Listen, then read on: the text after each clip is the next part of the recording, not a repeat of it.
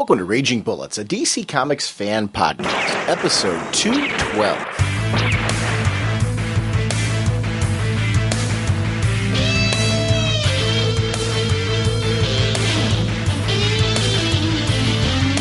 Welcome to Raging Bullets. I'm Sean Whalen, drnorge on the comic forums, and I'm joined as always by my co-host Jim, the sensei of the whatnot Segulin, and the Duke of You Know. On this episode, via Speeding Bullets, Jim and I are going to be talking about things like Brightest Day number 4, Justice League Generation Lost number 3. We're also going to be discussing a little bit Booster Gold number 33, Birds of Prey number 2, the Jonah Hex film that was recently released, and we actually have a segment where we talk about what we think about the future of films and television for DC, like what characters we'd like to see and why. We talk about the recent Blue Beetle pictures and images, and I recommend you go to the DC Source blog if you haven't had a chance to check out. There was some test images that were run for potential if Blue Beetle were to go to television series, and they do test footage, I'm sure, for all kinds of different programs as far as checking to see if it's viability.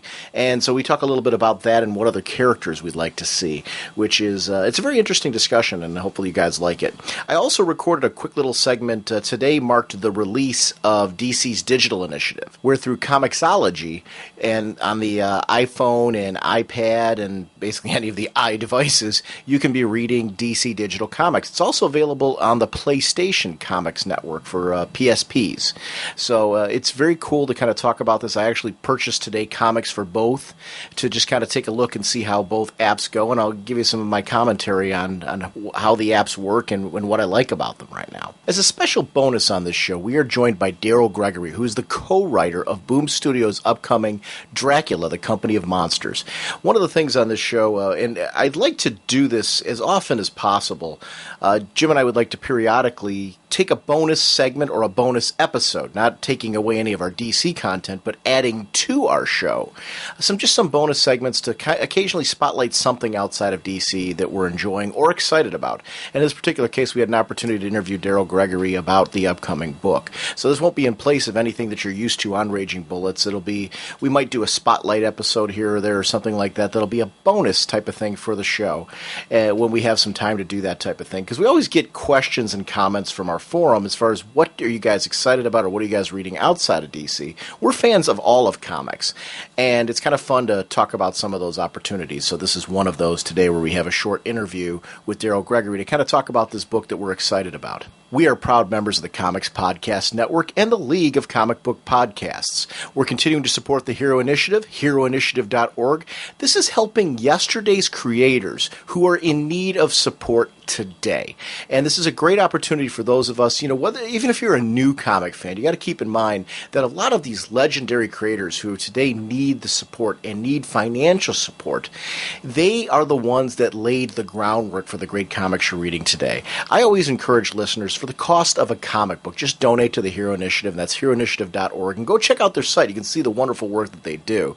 The cost of a comic book, if we're all doing that periodically, we're really helping out some great people that have helped us out in the past. And if you can help out more, I joined. I'm actually a member.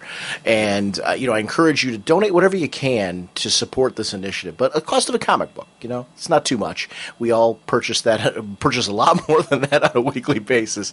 So I don't think it's too much to say periodically to kind of dump that Hero Initiative's way and kind of support this initiative. I think it's very, very cool. Our sponsors for this episode are DCBService.com and InStockTrades.com. Over at DCBService.com for 99 cents from Boom Studios, it's 75% off the cover price. You can check out, we have a special interview segment with Daryl Gregory on Dracula, the Company of Monsters. And I'm really excited because his co-writer is Kurt Busiek. The artwork looks fantastic. It's actually the artwork from the current Codebreaker series. If any of you are reading that from Boom, I really am enjoying that series a great deal. So it's going to be great to see this. It's also from Nocturnal's art team is going to be doing the covers. So it's really cool to see how this book is shaping up, and we'll talk in this episode about how cool it is and why. Also sponsoring us is InStockTrades.com. When Jim returns from his vacation, the first episode episode we're going to do is going to be Batman the Cult. And that's regularly $19.99, 47% off, only $10.59. And the reason why we're saving it for that is I looked at the release dates and the timings of our episodes. I have 2 JLA Avengers episodes that are coming up that we're going to be releasing, and I also want to have some friends of the show on to be discussing some current DC comic books, because I want to kind of do what we've been doing here, where we've got a couple episodes of older material, but then we have a couple episodes of newer material as well to kind of balance out the show. So we're going to do some current material with some special guests, and then when Jim comes back, we're going to do the Cult. So that's coming up really, really soon. It's going to be in about 3 weeks or so, the Cult. So if you haven't had a chance to grab the Cult, we'll be done with JLA Avengers by then. It's a great time to join us for this wonderful,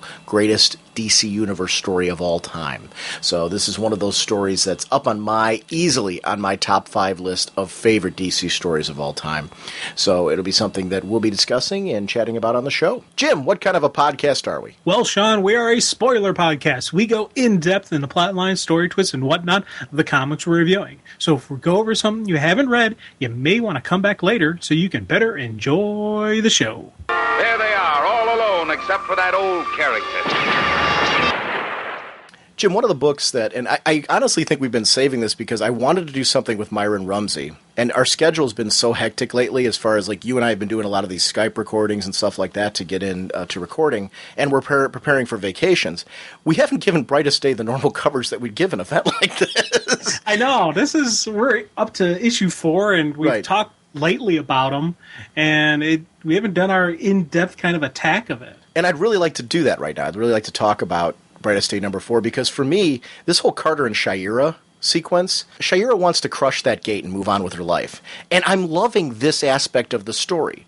I'm curious to see what life will lead to ultimately for them after this is all over, because I'm assuming that this is going to be, and I use quotes on this, the final battle with Hathset, because we've kind of already had one, but now will they still be able to reincarnate after this, or will this be the end of the curse? Because I guess I'm assuming, and I don't know, are you reading this the same way I am? This does feel like it's leading to some kind of final confrontation with Hathset. Are you reading it that way? Oh, definitely. I'm completely in sync with you on this one. And I do like the differences, how they're looking at it, and how Carter is just taking his hard nose. I want to, we have to confront this. We have to attack it head on. And they have that debate where they're going back and forth. But in the end, she's like, hey, we're a team. I got your back on this. And I thought that was just seeing the cool dynamics, because I've never really seen a lot of stories with Hawkman and Hawkwoman. I've never really seen this dynamic type of team before. So for me, I'm kind of liking seeing these two together. And it's interesting to see her differences with Kendra, because Kendra, they would have probably taken the same stance, but would have been more aggressive about it. Whereas Shayera is very calm. And it's interesting because she's just returned from the land of the dead. Risking this wouldn't be my first preference either, and I get her position, and I really like that because her reasoning makes sense. If they follow the gateway to the original bones, Hathset's ultimately going to be waiting to kill them and resume the curse. So she's got, I like this idea, and I like their relationship, the open dialogue to disagree with each other, but ultimately agreeing to stand together. It shows to me what I think is a very normal, healthy, natural relationship. She is very comfortable speaking her mind with Carter, and knowing that he's at least going to listen to what she's saying, because he is openly dialoguing back with her. He's not shutting her down. He's responding to the things she's saying as if he's really taking it in and making counterpoints there. And at the end, it's kind of like they agree to disagree, and she's willing to bend to go along with her husband. And there's something to me, I'm like, this is really neat, because she can tell he's very passionate about going after this. And you know how Carter gets when he gets passionate. He's going to go and swing his mace at things. But it's funny, he's not rushing off into this. He's standing there and talking to her, which I really does show the respect that he has for her. And I'm glad she isn't a yes Carter kind of person, because I liked that about Kendra, that she very much felt like her own person. And it was interesting. When we see that whole page of Shayera's past lives, and Shayera and Carter's past lives, I should say, I did find it interesting to see the image of Kendra after she was killed with the elongated man standing over her. That to me said a lot as far as, is Kendra a part of Shayera's lifespans?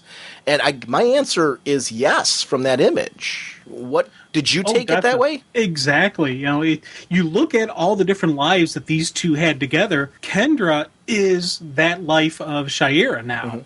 Mm-hmm. It's, granted, I know how when this all first came out, it was Kendra, it was Kendra, I think the way I look at this right now is the life that, how in the West she was Cinnamon, well, in the present day she was, Kendra. And I think that is a nice, and it's not even boldly written out saying this is what it is, but it's right through the visuals. You see all the different lives together. Boom, she's right there. I think we got a definite answer on the question about who and what is Kendra. Right. And then we see in the center, and this is the Black Lantern version now, in the center, I took that as Black Lantern Carter and Black Lantern Kendra in the center of all this. Mm-hmm. Did you read it? Did you look at it that way too? Yeah. That's definitely Black Lantern. I want to say if we get another series from the two of them, though, because it got me thinking, it's funny how this got me thinking of, like, as a final battle, where would I like to see them go from here? If we get another series, I would like that we have occasional one-off issues that continue to explore the past events of their lives. From Valiant, there was a book called Eternal Warrior that I just loved.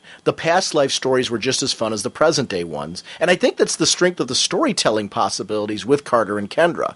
And I'm talking about, you can pull in Space Cop, Hawkman, but also some of these other lives that we're seeing in there from the medieval times and stuff like that. And I'm not just talking about past life adventures featuring Hath Set. They lived whole lives filled with adventures that I'm sure didn't always feature Half Set. And it would be fun to explore and flesh out those in annuals or one-shots or something like that between story arcs. Because that's a cool way to give the regular art team a break, because you can have a different art team kind of exploring that during that time. But it's also, I don't know, maybe you disagree with me. I'm insanely interested in that because I think that's what makes the Hawks unique.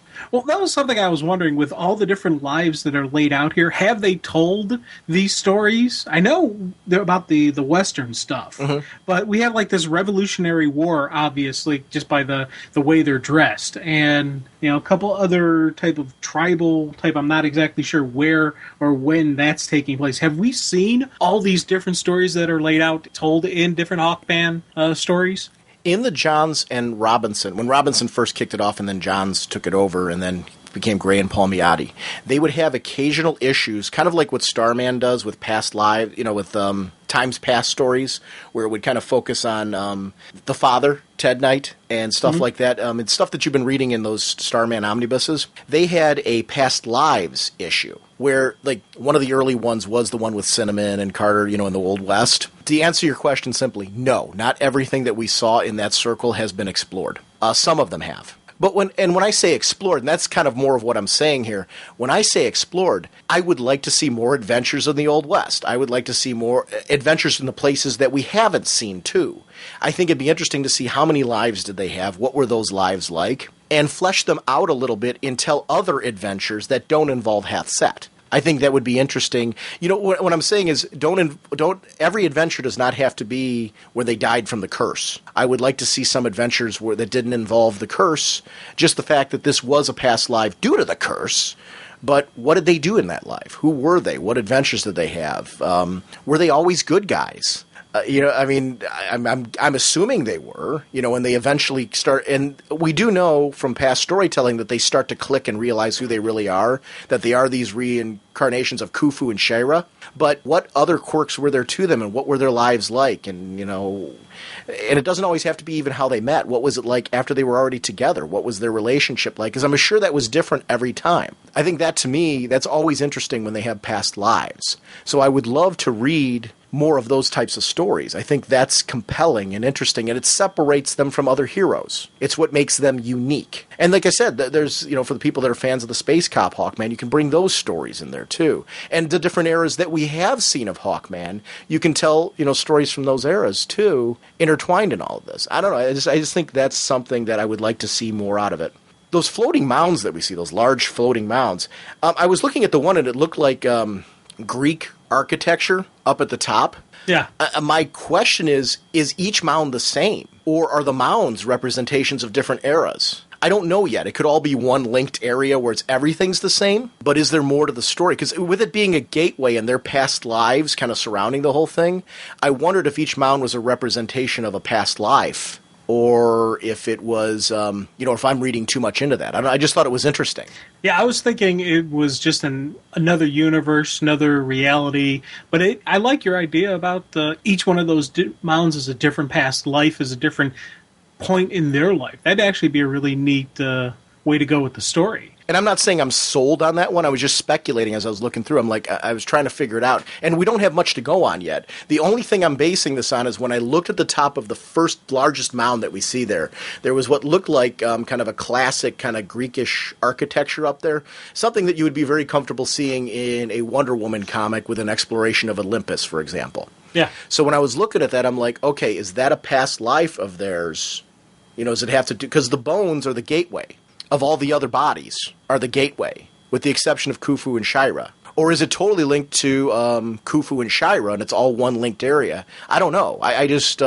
I was having fun speculating, and I could be, like I said, I would be very comfortable being totally dead wrong on that, but it was kind of fun that I love those events where you get interested enough in the story that you start speculating, even if you are horribly wrong. After that, they went to this Hawk, Dove, and Deadman sequence. Deadman makes this interesting observation, you know, when he first appears in the room, and he's talking to Dove about the red ring for Hank Hall. And I was wondering where he was going with that, because who did I said I was surprised that Hank Hall got a red ring instead of, and I'm curious to where his thought would have been, because I don't know, instead of what, Mira? Is that what you're taking it as? Yeah. Yeah, I think it was that was my guess. He was saying, why didn't Hank get it instead of her? But truth be told, you see, the storytelling of why Mira got one, I thought was just such a great just play out of it. As it started off very initially when the Black Lanterns first, started after her. She did have that rage, and she started just every single time as it was growing and growing. I thought that was a nice build up to giving it to Mira. I really like the tidbit about the Justice League working with them, giving them documentation so they can be back among the living, the hero community banding together to help their colleagues blend back into society. I found that really engaging, because if they didn't have that help, how do you explain you're back? And I'm talking about not in your costumed identity, in your secret, your regular life. How do you get back to regular life? And with the government contacts and things like that from, so many of their hero community, we've seen them being used, Diana Prince's links and stuff like that, and Bruce Wayne's money. And it would make sense that, this network and Oracle would be putting together an opportunity for these people to get back into what would be, quote unquote, a sort of normal life. I like that, though. I thought that was it was a small little thing that added more of a realism to the whole event, and I like that. Yeah. Now, I'm telling you, I'm starting to dig Hawk and Dove. We've seen some cool stuff going on in Birds of Prey with them, and starting to get some nice exploration going on in Brightest Day. I'm really digging these guys, and, well, guy and girl, and I liked how we're seeing Hawk has this, massive machismo, massive aggression, but he moved in hard and fast on this room because Dove had transformed. He knew Dove isn't the kind of person just, on a whim, let me turn on my Dove mode. So he knew something had to be going on. She had to be in danger. Attack. It was that kind of primal instinct, and I like seeing just this. We have the avatar of peace. We have the avatar of war. She's his calming influence. She's the one that keeps him grounded. She wasn't around to kind of calm him down, so he did the initial attack. She's like, hold on. This is Deadman. It's okay. Relax. And I thought that seeing just the couple pages, the dichotomy between the two of them was just a nice portrayal. And I did like that because, like you said, she was very calm, asking questions. Seeking out info. Now, Hawk does nothing but attack first and comes marching in. What would you do? Strange, formerly dead man appears in your bedroom? Are you more like Hawk or more like Dove? I don't know. If I'm if someone wakes me up in the middle of the night, I'm probably going to react more like Hawk. I usually swing first and then ask, who are you? It actually, to me, adds more to this sense of what it means to be this agent of peace that Dove is. Because I agree with you. I think we've all got a little bit of war in us when you're talking about you're in a groggy situation, you're in a little bit of shock. I think you're going to be a lot more aggressive than just putting on your uniform. And I think that's the storytelling strength of all this. I felt both characters were completely in character and echo your thoughts in the sense that they're so interesting right now. The two of them are really fun to read. And the different dynamics between the two of them and what they bring to the table. Do you imagine Hawk running free without Dove? Dude, that'd be not a good thing. That would be really the first initial reaction. What's always your first reaction when you want something, you're angry? It's that boom, attack first, reason later type of attitude, which could be a massive problem considering he's got superhuman strength, he's got some invulnerability, he's got some heightened speed, heightened senses. He's a pretty good war machine going on here. If there's not the logic and or intelligence behind the action, that can do some massive damage. I liked the tiny details of Dove dabbing his brow because of the cut from the mirror. Mm-hmm. I thought that was just a cool little tiny tidbit. It didn't, because the dialogue was still going on between Hawk and Deadman, and talking about Deadman was talking about his background and what he knew so far of the ring, and it does lead to a cool bit. We might as well just jump to where it leads to the Hawk and Dove story. Hawk decides to take Deadman with them. And he wants to see if if Deadman can bring back, or Live Man, whatever you want to call him now, can bring back his brother Donhall. Do what couldn't be done by the Black Ring. Can a White Ring do this? And you know what? I actually totally agree with Hawk's logic here. In the sense that, okay, because my brother was an agent of peace like Dove, the Black Ring couldn't do it, but it was able to bring me back. But what could the White Ring do for my brother? I want my brother back. And I'm purely convinced that it's not going to work. But I wonder if we're going to find something else out about the nature of the White Ring through the attempt. Yeah. I don't think this is a throwaway moment. Oh, definitely not a throwaway moment. I'm thinking we'll either get some communication maybe, which I'd kind of like to see, the White Ring's able to access or talk to, and we can find out a little bit about why Dove didn't come back, why his brother didn't come back. But yeah, it's one of those things where you're like, yeah, he's got his partner. He has a Dove now, but this isn't about getting his partner back. This is about getting his brother back. And I like seeing that in Hawk. He is this rough, gruff, hit first, think later kind of guy. But this is his brother, and that's a very real, true emotion that anybody would have. It's seeing just a little bit another side of the more, I don't want to say softer side of him, because I don't think he really has a softer side, but this is a human side of him.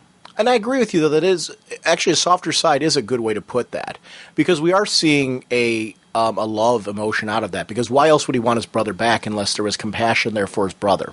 His way of expressing it isn't so soft, but it is a softer side. And I agree with you on that. So actually, I think you're spot on in that. It's interesting to note, too, for those who haven't read Hawk and Dove before, this Dove actually, prior to his resurrection, the first time around when he died, that was his partner. Mm-hmm. So she was his partner the first time around, too. When she became the replacement for Donhall, he was still Hawk at that point. This especially for the people that their only exposure to Hawk and Dove is when there were two females. It's kind of cool to see him back and dealing with that. We know why Don Hall didn't come back, because he was at peace. So it'll be interesting to see. Are you with me under the impression that this is not going to bring him back in any way, shape, or form? No, right? It's not going to bring him back. Okay. I hope it does something, though, like open a gateway to his brother, and Hawk can have that moment of peace, peace of mind. When you lose somebody, just that one more chance just to say, hey, bro, how you doing, man? Okay, you're at peace, kind of. I hope we get that kind of moment, but for some reason, I'm just thinking, no. We're not going to get it. Because I think right now it's almost too soon to give Hawk any kind of peace. Right. So I don't know. But I wouldn't be against it if it happened. I'm with you, though. You and I are totally in sync that something is going to come out of it. I think we're going to get, whether there's actual contact with him or not, I think we are going to learn another clue. I don't think we're going to have any kind of full reveal yet to the nature of the White Ring, though.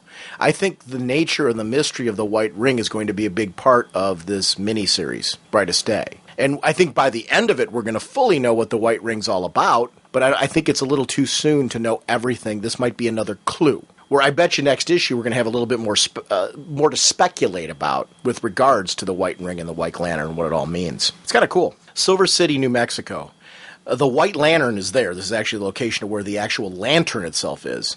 Jackson, I don't know if you've been following on the source that there's going to be a new Aqualad. Okay. And from the looks of the new Aqualad on the source, It looks like this Jackson's going to be it. Oh, okay. He doesn't know how to swim. What do you think of the concept of a new Aqualad? Because we don't know enough about him right now to really make a big judgment on him as far as is he going to work or not. But what do you think about going to a new Aqualad instead of resurrecting Tempest, for example? I actually kind of like it. One, I have very little experience with Tempest, so I'm not going to be, too heartbroken if they didn't bring back my Aqualad. I don't have an Aqualad, so whoever they go with, I'm like, oh, okay, kind of neat. But just the whole story with what happened and how he died, and he died through the Black Lantern, did not get brought back. I like the fact that he is staying dead. People who came back for a reason. They're not going to be adding new people onto the list. I think that's a good way to go. Let's explore a new Aqualad. Kind of curious to see what happens if an Aqualad who doesn't know how to swim.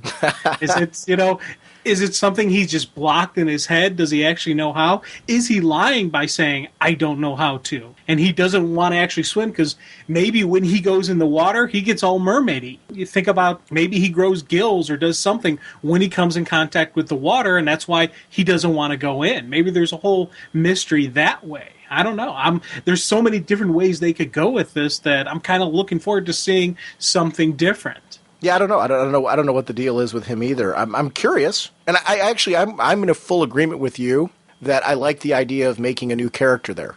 See, I'm one that I like a mix of your classic tried and trues with new characters as well. Because to me, I think what works there is when you have new characters brought in, they bring about new storytelling with the classic ones. It's new getting to know each other moments. It's new, getting to know their supporting cast. Maybe there's an antagonist that's a part of this new Aqualad that's going to become a part of the whole situation. And it's one of the reasons why is Damian so fun as Robin right now. I want Damian to stay Robin. If Bruce comes back as Batman, I want him to stay Robin because to me it'll be interesting to see Bruce and Damian try to build a relationship, just as interesting as it's been to see Damian and Dick build a relationship. Or, like we've talked about on the show, if there's going to be two Batmen, I do want to see Damian stay as Robin with Dick Grayson as Batman because I do think it's interesting to see this because Dick Grayson's a well-established classic character. We saw him build a bond with Tim Drake. It's fun to see him build a bond, whether he goes back to being Nightwing or whatever he does, the growing bond between him and Damian is interesting because it's going to be new and fresh whatever identity Dick Grayson is wearing outside of this. So my opinion is Damian, that's one of the things when we go through this whole speculation, I want Tim Drake to stay Red Robin. Yes. I'm actually in complete agreement with you. Mm-hmm. And I'm right now in one of those moods, and this will change periodically throughout the year, I guarantee it, but I'm right now in the mood where I kind of would like to see Dick Grayson go back to being Nightwing. I am too. And Bruce being Batman. Because Nightwing really was Dick's persona. That was the persona he created when he left, Bruce's shadow. He doesn't need to be Batman to be, to be the leader of the Justice League, to be Damian's mentor. I'd kind of like to see Robin and Nightwing, doing adventures together. And it's a contradiction of stuff I've said in the past, and I guarantee you I will probably change my mind again later on when we're discussing this. It's just for some reason right now I've been, with reading of the Return of Bruce Wayne's, and I'm thinking of, Bruce, reading a couple other, Bruce Wayne stuff. I'm like, you know what? He kind of needs to have Bruce back in the cowl. Bruce Wayne is Batman. See, it's funny. I totally agree with the sentiments. There's a lot of people out there. One of the reasons why they're saying this is they like that Dick Grayson feels like an A-lister. See, I think where I'm in a different place. I've always felt Dick Grayson's an A-lister. I've been reading Dick Grayson since the 70s.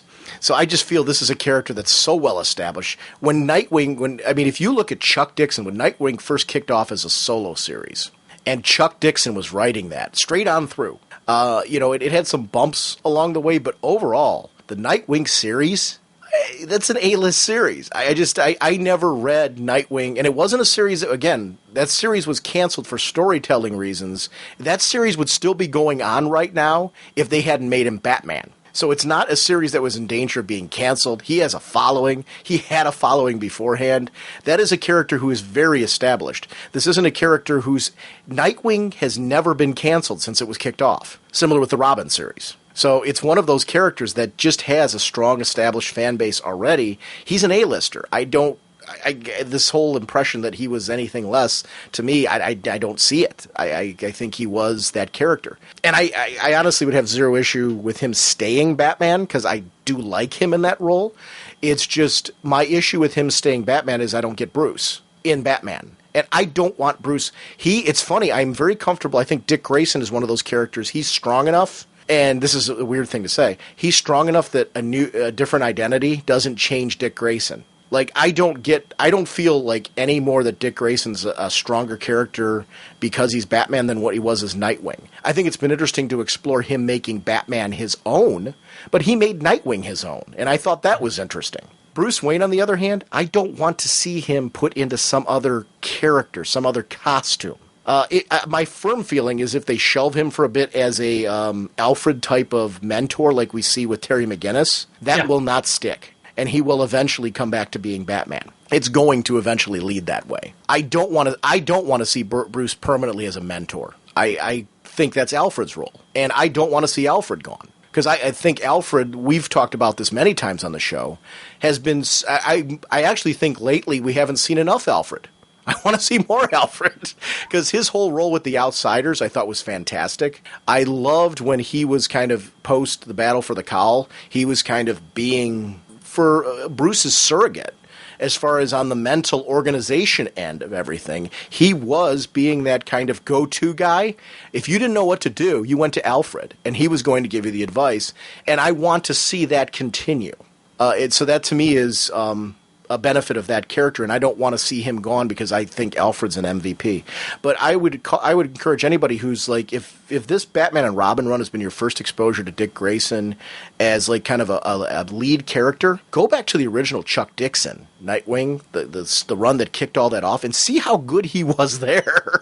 And that continued straight on through. It really did. You know, like I said, there was a few hiccups along the way, but very few. That was really a very solid series. The same way you talk about Robin, Nightwing is very much, for me, that same series. And I'm not taking away anything from your comments about Robin, Jim. I think there's a lot of Nightwing fans out there. It's why there was such an uproar when there was rumors that Dick Grayson was going to be killed. Mm-hmm. That doesn't happen with a B and C list character. That happens with an A list character. That's interesting to me. We're getting way off track with that. But back to, and this actually came from Aqualad and talking about the future, though.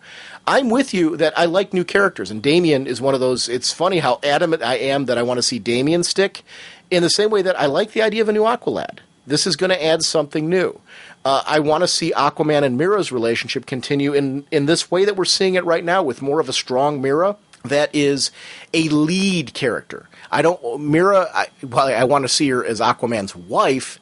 I don't want to see her as a background character. I want to see her as a foreground character. Really in your face, like she's been in Blackest Night, and like we're seeing her in this series. And so I want to see more of that. And so, I mean, in this new Aqualad, and I don't want to see Aquagirl gone either, because that was something I grew up with, an Aqualad and Aquagirl, and I think there's more. It would be interesting to see a new Aquagirl interacting with Aqualad, and what's that relationship going to be.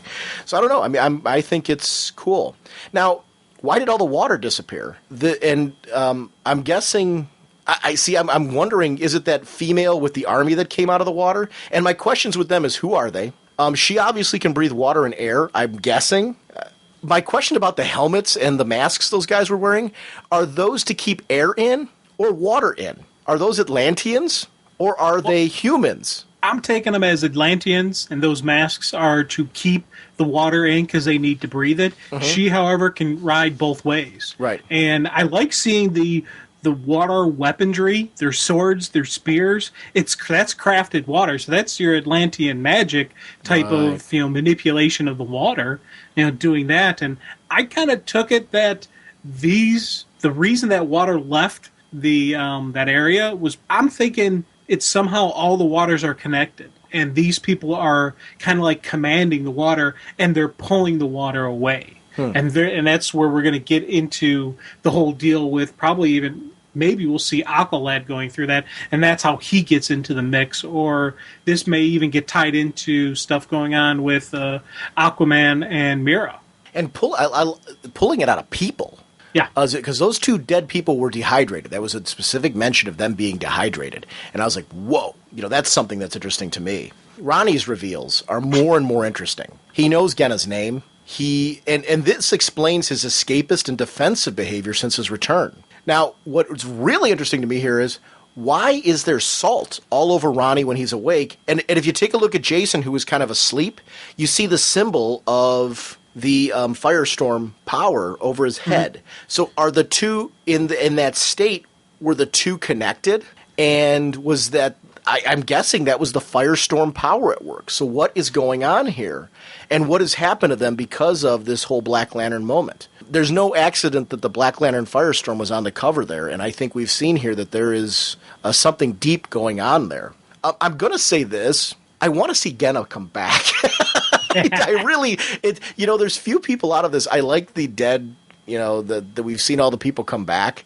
I'm hoping that on some level out of this Firestorm Matrix, that the reason why we're seeing her and the salt bit and all that is that her situation isn't over yet, that she's not fully dead. Do you think he's being haunted by memories, being haunted by her consciousness, or being haunted still by the Black Lantern Firestorm? My take on it is we have Jason sitting there thinking about his girlfriend. He's asleep, he's dreaming. And while he's dreaming, he's naturally dreaming of her. Probably, maybe, I'm hoping, dreaming of a positive time they had together. But his dreaming is creating the manifestation of her, which is then feeding off of Ronnie's knowledge of her as because he turned her into salt when he was the Black Lantern. So it's the one's imagining his girlfriend, but the other one only has the connection with the Black Lantern, with the salt, and all that kind of stuff. So these two are connected. But that begs the question then, does Ronnie really remember, or is it his connection with Jason that's making him remember? Oh, Ronnie completely remembers. Do you think? Yes. Because honestly, if you think about a lot of what you just said, there is a possibility, because I was listening to everything you said, and I loved what you just said there. It actually made me think of this in a completely different way. Going off what you say, maybe Ronnie remembers some of it, but in that moment when he was having that vision of Genna, was he having it because Jason was asleep and dreaming of her? Did that have nothing to do with Ronnie, and Ronnie is being haunted by Jason's memories, not his own? Is that the connection between the two? I don't know. I think you, in your explanation, posed another interesting possibility of what's really happening here. And is Ronnie finding out what happened and reliving what happened through Jason and not himself? So I don't know. Yeah, see, I take it that he does remember just because of his avoidance, just because of he's trying to hide. He's got the classic look and actions of somebody who's trying to repress a memory. Except, hang on one second. My point, I agree with you. Amen to everything you said. My question is where are those memories coming from? Are they coming from Ronnie? Because remember, since he's been resurrected, he was connected to Jason. So this connection to Jason has not been, and when I say, I'm not talking about when they were actually in the Firestorm form. I'm talking about in general, during the resurrection when Ronnie was off. If you're going off the fact that these two are connected subconsciously, like when Jason's asleep and stuff like that, have they been connected since this return to life? Has there been a connection there because of the fact that Jason was alive all along? When they came and they emerged from this whole thing, has that connection between the two of them been there since day one Ronnie's returned? And are these memories coming from Ronnie? Because everything you're saying I agree with. Totally repression. But is he trying to repress his own memories or what's being fed to him subconsciously by Jason? Is he living these events? I don't know. I'm just throwing it out there. And I'm totally agreeing with you that the other possibilities are that there are deep from Ronnie. I guess when you were doing that explanation, though, I'm thinking to myself, but boy, the way Jim's explaining that, it does open up another possibility that what Ronnie's experiencing isn't coming from himself, it's coming from Jason. And I'm thinking to myself, and I'm looking at the picture of Jason sleeping there with the Firestorm Matrix above his head. Mm-hmm. And that made me wonder, I'm like, did what we saw, was that driven by Jason? Not saying that Jason was consciously trying to haunt Ronnie. I'm saying, was that driven by Jason's subconscious? Because obviously Jason would be horribly haunted by this. Because remember, Jason saw his girlfriend turn to salt in front of him, powerless to stop it. Is Ronnie living that because Jason's haunted by it, and Ronnie's trying to repress it? I'm totally now thinking of myself like, woo, this is open up. And I'm not saying I'm 100% sold on that, but when you were explaining that, I'm like, oh, geez, Jim's opening up a new door for me that I didn't even think about. I know you weren't saying that, but it was the way you explained it. It kind of opened that up to me in a different way.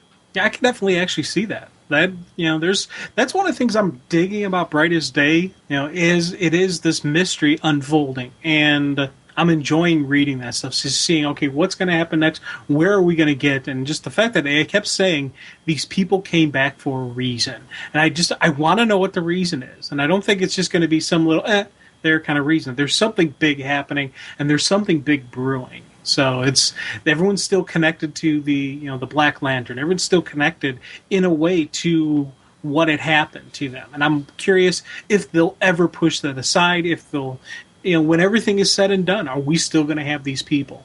I like that those events had some meaning. Blackest Night. Because, a lot of times with events, when they happen and they end, and there's an epilogue, and then we move along. But with the amount of deaths and things that happened, it's interesting to see people trying to move on with their lives. I like that this series is dealing with that. It's moving beyond the death. Yeah. And I feel by the end of this, we're going to have a strong resolution with Firestorm. And to me, I'm hoping for people who, because I've always loved Firestorm. I'm hoping for people who maybe didn't get Firestorm or weren't interested in the character before. I'm hoping that this is making fans of Ronnie very satisfied, fans of Jason very satisfied, because I fall in the category of both. But I'm hoping it gets people interested in the Firestorm concept, because it's very cool. It's a very, very cool concept. And I would love to see out of this just more from Firestorm, because I think it's a character that I don't want to see this character just appear in Brightest Day and not go somewhere after this. Whether it's to a team book or to another Firestorm series or something, I want to see Firestorm continue after this. For me, you know what? One of the things that I really like about this series, I do not at all get a feeling that this is just a series just to make money. No. You sometimes you get these stories that they throw out there, and when I'm reading, I'm thinking, okay, do they really want to tell a story, or are they trying to make money? Now, they're a business. I have no knock on anybody who's a business who tries to make money, because that's the purpose of a business. You want to make money in the end. But for me, when I'm reading this, I'm seeing this as creators who have a story who want to tell. And this is, they're telling it. And it's one of those things I get from some of the favorite titles I get. I always get that feeling from the creators that they're not just, this isn't just a job to them. This is something they have a passion about. This is something they want to tell. This is a tale that they're like, hey, this is a neat story. Let me share this with people. And I get that feeling from both Generation Lost and from Brightest Day, which... it's a good feeling to have when I'm reading a story. When, especially we're throwing down money for this. This can be, an expensive hobby. And so when you get that feeling that you're like, yeah, this isn't just dollars and cents to them. There's something more to it. I get a little deeper and a little closer connection to it when I have that feeling from the creative team. Well, you're 100, like any entertainment medium, movies, video games, books. It's all about making money. Of course it is. And I mean, in the comics end, when, you have writers that have good ideas and there's opportunities to launch series out of them, because obviously all of this spun out of Blackest Night. And they looked at when, there's characters returning. At some point in time, they looked at, okay, what can we spin out of that? And there's a whole bunch of stuff sprinting out with the Brightest Day banner that, because of the characters that came back, some of them are going off into things like Birds of Prey. And I agree with you. In Birds of Prey, Generation Lost that you're talking about, we have a one shot on the Atom coming out by Jeff Lemire, which I'm really excited about. It's like all these things that are the Flash and Green Lantern Corps and stuff like that. Green Lantern Corps, I think we were all pretty much so, and Flash, obviously, we were dead set they were going to be a part of Brightest Day because such a pivotal role in Blackest Night. But to me, I think it's one of those things where, as fans, I don't know why we get so furious when a comic company's trying to make money. The old adage is you don't have to buy everything. You buy what you want to read. And a lot of our listeners, is actually one of the great things about our listening audience. Sure, we have a lot of listeners that try to buy everything, but we've had listeners who have told us that they don't buy everything and what they buy and what their favorite books are and things like that. And I find that interesting that those people are very happy with the books they are buying and kind of staying within that budget point or whatever they've laid out for themselves. So it is proof that you can do it. You and I can't, but there are people who can. And I mean, but you can't get mad at any company for trying to make money. You pose an interesting point, though. There's a difference between a series that's crafted well and used as a money-making tool that isn't just about making money. It's about telling a good story, and one that is put out there just to make money. How do comics try to make money to just make money? Well, okay, let's talk about variant covers. Are variant covers a way? They don't add anything to the story. Now, an art fan, I've bought a lot of variant covers. Why? Not because I was mad at the comic company for trying to make money. It's because I liked the cover artists. And I'll 9 times out of 10, when I buy a variant cover, I always buy the original cover. And it really isn't for the collectability as far as reselling, because I'm kind of not in that place. It's because I liked the original cover artist, and I also like the artist who's doing the variant. But let's be honest, that's a money-making opportunity for comic companies, because when they do that, they've got me buying 2 copies of the same issue. Yet I feel that it's worth it to me because I'm getting something more out of it. So it's one of those things where I understand the business model end of comics, where anything they're doing to try and make extra money, I get. I'm not mad I've never gotten mad at them for it, because ultimately it's my decision how to spend my money. I've never felt forced to buy anything in comics. I've always wanted to buy those things. I've never felt forced. And there's a difference there. I think when you want to buy something, it's because they're delivering something. And I would encourage fans, don't buy something you don't want to. Because that is a message that you send the comic company that what they're putting out there is not appealing to you. Buy something that you want to, and encourage other people to buy the things that you want to buy, because that's sending a message too. If you like something so much that you're passionate and you're telling others to purchase it, you're sending a powerful message. And I would say spend more of your energy doing that, because it's a good way to show comic companies this is working, this is not. And they react to that accordingly. So I don't know. I'm with you on this whole Brightest Day thing and all that. I don't feel the whole I'm getting gypped. Right. I feel like my money's very well spent, and I'm thrilled with it. So, Jim, looking at Generation Lost number 3, and it was funny when you and I were talking about this. We went to a lot of books that we've been talking about, but it was interesting. We talk about Brightest Day. We haven't talked about Generation Lost either, and I'm really digging this whole Max Lord return, because I think he went out of his way to wipe the minds of everybody, so he doesn't exist. But there's some snags to what he's done. He's done everything he can to try and cover up the trail of his existence, but there's some exceptions. Skeets being one of them, and people who were on his Justice League team. Fire, Ice, looks like Guy Gardner, for example, Captain Atom, and Booster Gold. Indirectly, the new Blue Beetle, not him, not Jaime, but the Scarab remembers him. So it is interesting to see that there's a trail there, and I'm loving how this series is playing out. Did you have a chance, and I don't want to go here too much, to read Booster Gold number 33? The most recent one? Okay. Yes. Where Booster's actually going back in time. And trying to get evidence and bring it back to show people. I thought that was a cool, just, showing Booster, once again, he's got to prove the point. But for him, his primary driving factor, has been strongly the fact that everyone thinks Ted Kord committed suicide. He's like, he didn't commit suicide. He died a hero. And he's got to make sure everybody knows. They got to know the truth about his friend. And I thought that for me was just a very powerful, just passionate drawing, portrayal of Booster. It's not just about taking down the bad guy. It's about protecting the legacy of his friend.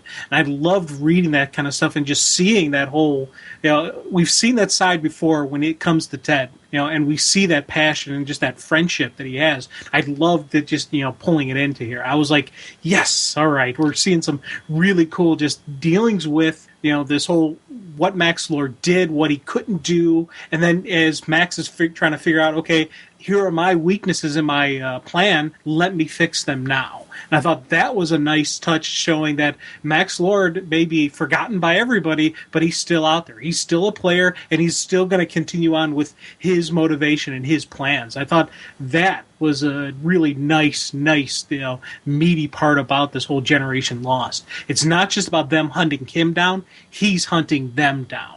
And that is a very strong, powerful villain, and a very appropriate, level of response that Max would have. And he's going out as a way to discredit them, to make them seem crazy. Fire is a great example of this. With, her role, she was in Checkmate. Psychologically now, he's made it look like she's completely nuts to them. And done so by, basically in this series, we've seen her think that people are Max Lord who aren't, because, of his way to mess with people's heads mentally. He's got her to the point right now where she's actually committed assaults on Checkmate officers in a way that makes it look like she's completely snapped, and she's seeing things that aren't there, and they would assume that she's seeing things that aren't there and not know that it's Max Lord driving it because he doesn't exist to them. So for her to be saying, oh, can't you see he's right there? Even if she goes at this point, those are his mental powers that are making me do these things because he's making me see things that aren't there. That just makes her sound even nuttier. So he has brilliantly crafted this. And obviously he needs to be able to operate amongst certain elements of Checkmate, or at least Checkmate technology, for what he's been doing with the Brother Eye. With the Omax, I should say. Mm-hmm. Because I'm totally taking it that Max has awakened these Omax that were dormant, to use them against these other heroes as another way to further discredit them. Well, I'm taking it that these are his ways. These are his physical element to take down the heroes. Mm-hmm. He's doing the mental stuff. He's doing the discrediting. So he's fighting on multiple fronts. And that's a really good plan on his part. Right now, he's got it so that they can't go to any other hero. Not just because they don't know about Max Lord, but because he's made them seem like uncredible sources. It's one of those things where, Superman's a trusting guy, and he's one of those, he's the good guy who wants to help everyone, who wants to be there for people. But if he's got Superman convinced that these are a little bit crazy, these are a little bit outside the line, these aren't your true quote unquote heroes. You don't need to trust them. You don't need to follow what they say. That's going to make make Superman. Well, I got to take care of something else. Bye. And it's a great just way to handle them. He's doing the mental attack. He's doing the physical attack. He's playing his mind games. This is just a beautiful takedown of a hero. And the thing that really I loved seeing, and I'm not sure if it was issue 1 or issue 2, but they had all the records and all these stories that were recorded in the newspaper, in the medium, and he didn't change those, but what he did was he made people, when they read them, they see something different. Right. And I thought that was a great way to handle it, because as soon as I heard that Max Lord makes everyone forget everybody, first thought that popped in my head was Batman would have all this stuff, multiple locations on a secured server. How is he going to combat that? The way he's combating that is he changed the way Batman would actually read the words. And I think that for me was just a nice way to just sum it up and deal with a problem that could be out there. Well, also you go to libraries and microfiche and things like that. How do you wipe all that out? You can't. So this immediately takes care of the fact that any media that's out there, any newspaper records that are out there, any paper copies that are out there, all show what was actually happening.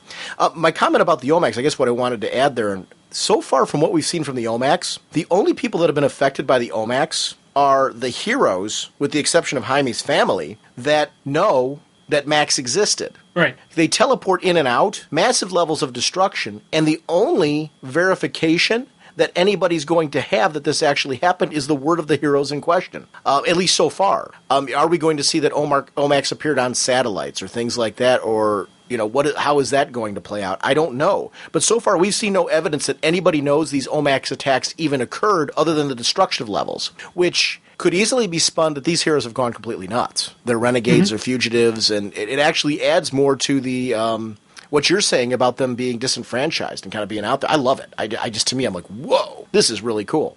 I think it's a strength as well.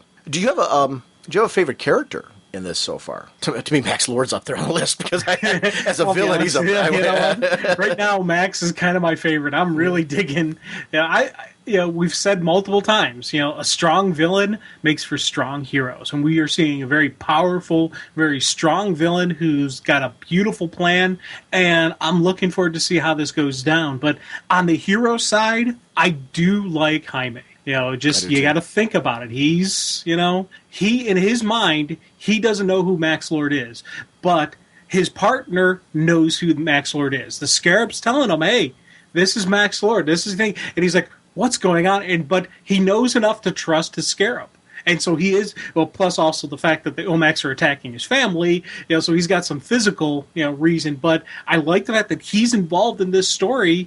He's the Blue Beetle aspect of this team. I thought that was a nice nod to, Ted, and I hope he stays on throughout the entire Generation Lost series. Yeah, I'm imagining he's going to, because now he's kind of been pulled in due to circumstance. His family's home has been destroyed and everything. This is personal now for him. And that is interesting about the whole thing, how Max is targeting any tech that might be able to identify him still.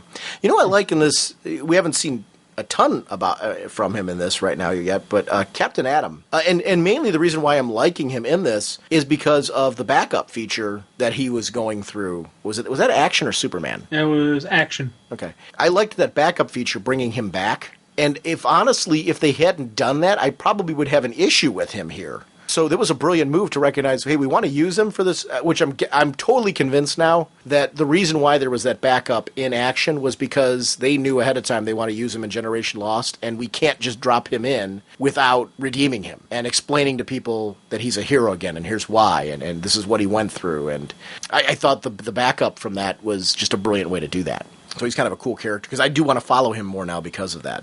I like the whole magnetism thing, but that it only works as long as they're within his range, and they have to make a decision to whether or not to follow them. And the fact that it makes sense for them to follow them, to try and find more information. But even that, though, was another trap. Yes. And I loved seeing that. They got this, hey, we're going through the portal, we're going to finally catch Max. No, it's not. It's a trap. Max is always going to be one step ahead of you. And that was something that, we saw in the first and second issue with Booster, when he was trying to figure out, he knows how Max thinks. They hit the New York office, they cleared out, okay, he's not there, and he's like, wait a minute. He's one step ahead of us. He's making us think he's in all these different locations. New York has been his ultimate goal all along, so Booster knows him. He swoops in. I love seeing that consistency of this guy, and they're going to have to actually, start thinking like Max. This is a chess game. They're going to have to, you can't just do one move at a time. You got to think 3, 4, 5 moves ahead. If I do this, what's my enemy going to do? Well, if I do this, this, and this, and that's how it's going to have to get played out to take down Max. And I'm curious to see how they do it, if this team can formulate that type of strategy and or planning. So I'm really digging where this is going, how it's going, and this is one of those titles I'm really excited about. I'm glad we have another cool weekly series going on. And granted, it's 2 different titles, but it's still, for me, I see this as this nice weekly series once again. Because you're tying them together. Yes, oh, definitely. I like how Booster Gold's tied into it so far. And that's why I wanted to mention Booster Gold number 33, just because I think that series has flowed nicely into this, establishing, and it actually flowed nicely into the Batman event as well, too, putting characters where they needed to be for this. But I liked seeing kind of personal stories with Booster Gold reacting to this. I don't know that it necessarily Booster Gold needs to react to this the entire time it's going on. I have no issue if it does, because I've liked what they've been doing so far with it. But this is it's a very cool event for me. Rocket Red's going to be interesting, because my question is the Rocket Red that was on the Justice League going to remember as well? Because it seems to be the members of that team remember. So I think what's interesting about this cliffhanger is it has me wondering, will Rocket Red know or not? So I don't know. Yeah. The one thing I I kind of chuckle about. And it's, seeing Jaime, and his Scarab just have their conversations back and forth. And I always like that about his series. And just anytime we see him have that conversation back and forth. And I love how the Scarab is still throwing out these, lethal responses. And he wants a non-lethal action to deal with the Omax. And he's finally, when he gives it to me, he's like, finally, a non-lethal. Yes, non-lethal response. Let me have that one. And I like seeing that aspect that was in his original series, that we saw parts of it from Teen Titans appearing in this. It's great to see, the writing team, creative team is going back to what is this Blue Beetle's, persona, dealings, and just his regular MO and the little stuff he's got to deal with. And whatnot. Yes, and what. I was trying to avoid saying and whatnot. I was trying to. It's funny how sometimes you do this pause where I'm like, I can tell. I'm like, I know Jim's fighting going there, and I want to see it. It's cool. That's awesome. It's funny, over this week, Jim and I are preparing for vacations, and there was a number of books we wanted to talk about Speeding Bullet style and talk a little bit more in depth. And we're like, what book do we want to talk about next? And we were both just unanimously saying, we got to talk Birds of Prey #2. This series, so much of what I said about the first issue, I just want to say about the second issue. What an amazing kickoff to a relaunch to a series. You know what? This is, not only is it just a really cool story, it's great to see that it's a comfortability with the team. You see a little bit of growth, a little bit of change in what they've dealt with prior, since the end of the series and the beginning of this. But it's opening up with just this bang. We're twisting and turning their world completely upside down. And it's like, holy crud. Multiple times throughout this issue, throughout the first issue, and probably going to be out throughout 3 and 4, I'm betting, there's been this, oh my God, I can't believe she did that. Wow. And that for me is something that just makes this relaunch, a true and just wonderful thing. It's not just let's bring back the series, let's bring it back with a bang. And we are opening up both barrels right out the gate. And I was like, yes. The cover's amazing. I'm really liking the covers on this series so far. Like this second issue cover with the penguin in the front and the whole team kind of standing at combat ready, but seeming to have an incredible amount of odds. They seem to be surrounded by just everybody and everything. And that really is what's thematically going on in the first couple issues, is they are really fighting overwhelming odds. And that, to me, we talked about in the Generation Lost segment just a couple seconds ago, just how a compelling villain or a compelling sense of dread and threat to the heroes makes it more interesting when they fight to overcome it. And this is a great example right here. I mean, this is woof. And this cover really sets thematically what I'm liking. And you flip the page to see them at where we left them off at the end of last issue, seeing that we got Huntress has got battle damage already, and it's a nasty amount that Huntress would be comparing it. And knowing that her friend, while she's grown as a fighter, is somebody she has to look out for because she is a step up in the fighting arena. So I love that, she loves having Huntress there, and that Huntress is an asset, but she also has to be aware. And that, to me, when you're on a battlefield and you're in the middle of a fight, you have to count on the strengths and weaknesses of those you're battling with. Huntress brings a ton to the table, and I would want her watching my back as well. But like any good general, this is the person who is the leader of the Justice League, Black Canary. She would be analyzing the assets with her in the field. And that was so cool. I just loved that analysis of Huntress. I didn't take anything away from the character, but I particularly like that.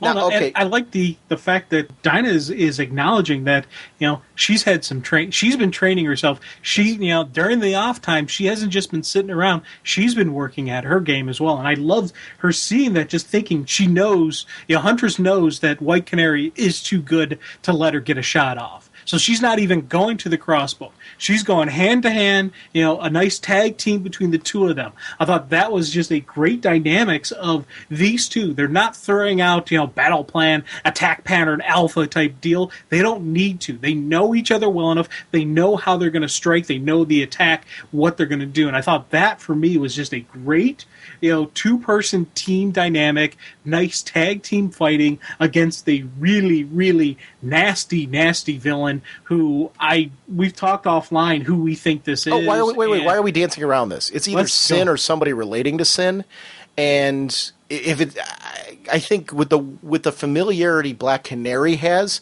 it has me more leaning towards the fact that it actually is sin. I want to know why and how, if it is sin. But if it's not sin, there's definitely a relationship between whoever this person is and sin. My thought is, that there's a family relationship with sin if it is not sin. So, I mean, that's where the familiarity is coming from. But I so totally right. I mean, it's got to be. Oh God, yeah. And just the fact that she hates Black Canary so much, and even Dinah talks about it as she's fighting. How Shiva doesn't fight with emotion. This person has so much hatred that is just beaming from her right at her. And even that one scene when she's sitting, Canary is just wailing on her and just has that one look at her, and you can just, oh my God, look at that hatred. I was like, wow, that's something I was like, oh my God. And that right there for me was the thing that made me, I was dancing around with the fact that it could be sin. For me, that sequence right there was just something says that it's sin, right? Just that hatred. Like something happened to her, she was aged or experimented on or something like that, and she blames, Black Canary for that happening because Canary let her go. Because Canary released her and wasn't there to protect her, kind of deal.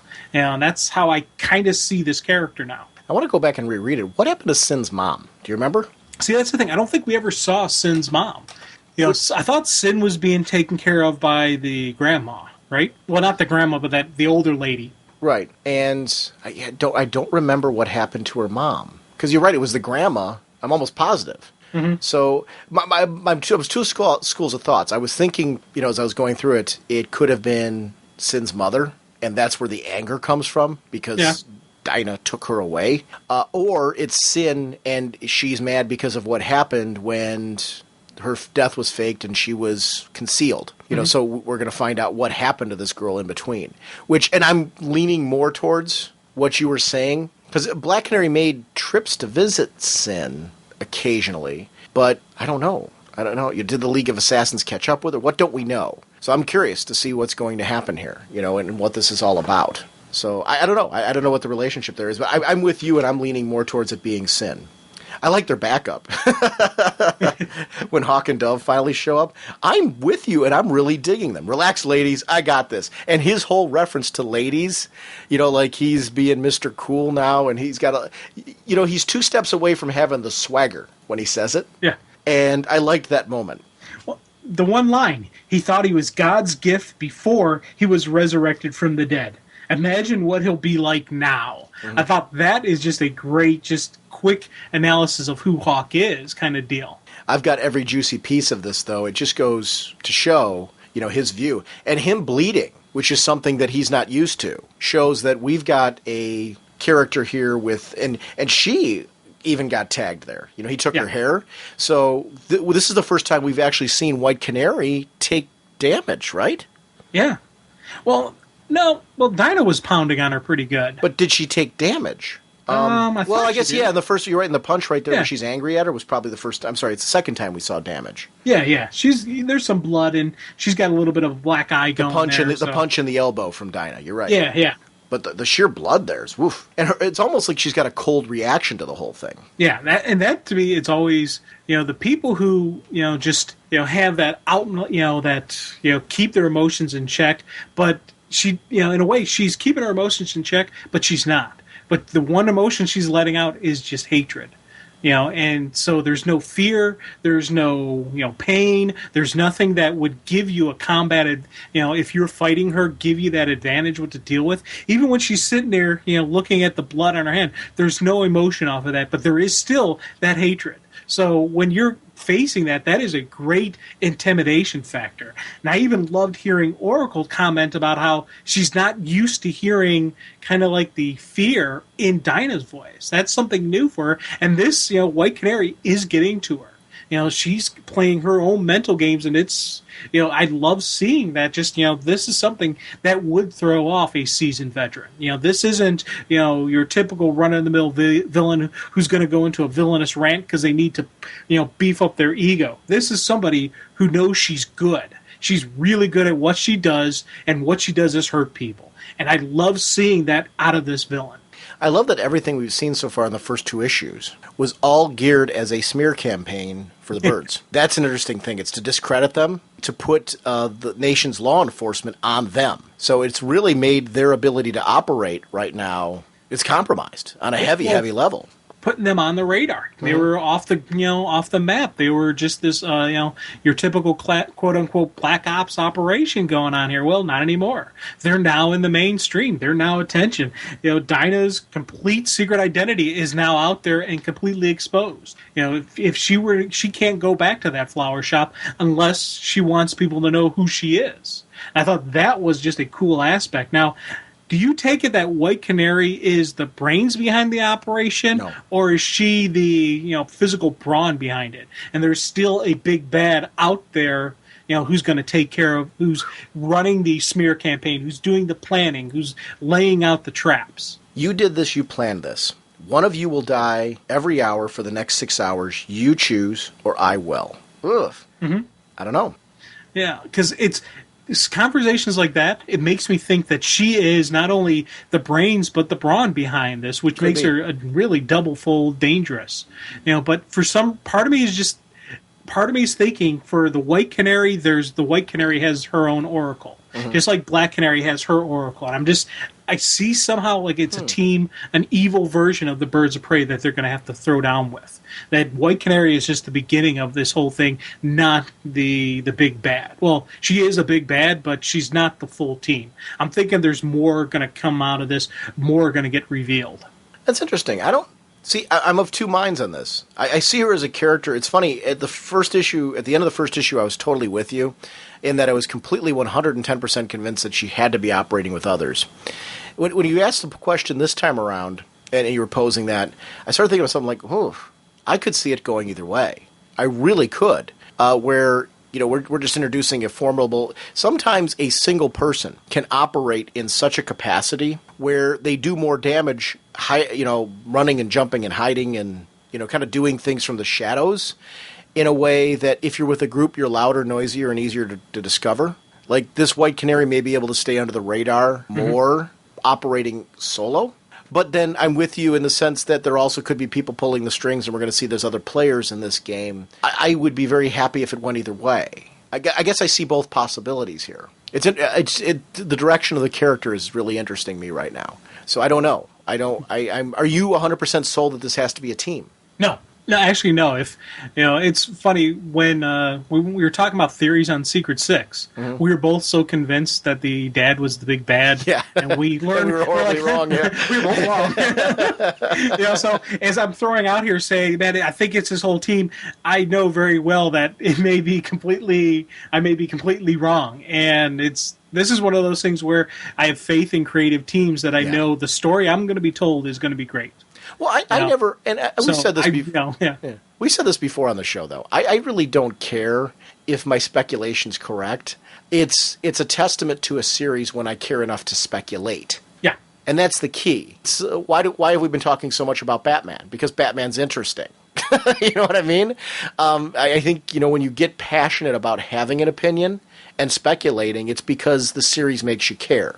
So the end result is, does it really matter who's right or wrong in speculation? No, it's that you care enough to theorize and take it beyond the page. Because everything we're talking about are things that aren't on the page. They're things that we're thinking beyond a series. And that, to me, in any entertainment medium, is a testament that the creators hit a home run. If you're not thinking beyond the page, if you're just reading it and walking away, something's missing. There wasn't enough interest. On the other hand, if you're thinking beyond it and trying to really get into connecting with the thoughts and feelings and inferencing and all that, that's where stuff gets really deep and just a whole lot of fun. Penguin. I mean, to be in such a position where they have to trust the Penguin, at least to get some form of, hiding at this point, that was actually an option they had to consider at this point. But the characters instead decide that they have no choice but to fight. And I liked that they deferred to Black Canary as the field commander. She should be the leader at this point. She has to make a decision on there. And I love seeing her in that strong role. I want to see her continue to have this field leader role. It reminds me of what I used to like about, and this is kind of overgeneralizing, of what I used to like in the X-Men when Xavier was kind of the behind-the-scenes guy. This is when it worked, when there wasn't 20 gazillion X-books. It was a small squad, and there was a field leader who was Cyclops or Storm. They were strong characters. It's to me why I think, it's a testament to Black Canary. Black Canary's, we talked about Dick Grayson being an A-list character. Black Canary to me is an A-list character. It's not an issue now of, is she ready to go from B-list to A-list? I think once she was chairperson of the Justice League, she was an A-lister. Done. We're getting back to seeing right now why she is one. It's no longer she's been around too long to not be one. Yeah, she's dealt with too many big events, dealt with too much stuff, and there's too much behind her who she is. It's one of the things that, when she was made the leader of the Justice League, some of those really early issues, like, when she confronted the Trinity in that Star Chamber, just that kind of stuff. I love seeing that side of her, that passion, that power, that, that presence. About her, that I was like, yeah, this is some cool stuff.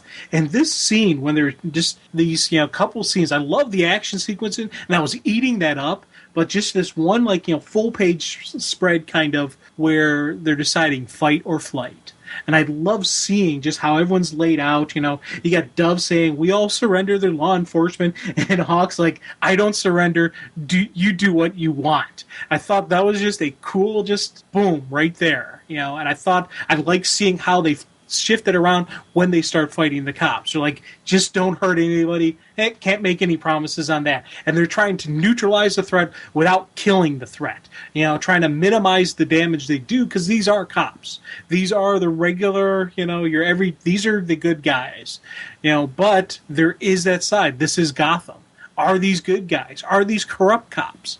If they're corrupt cops, what will they do?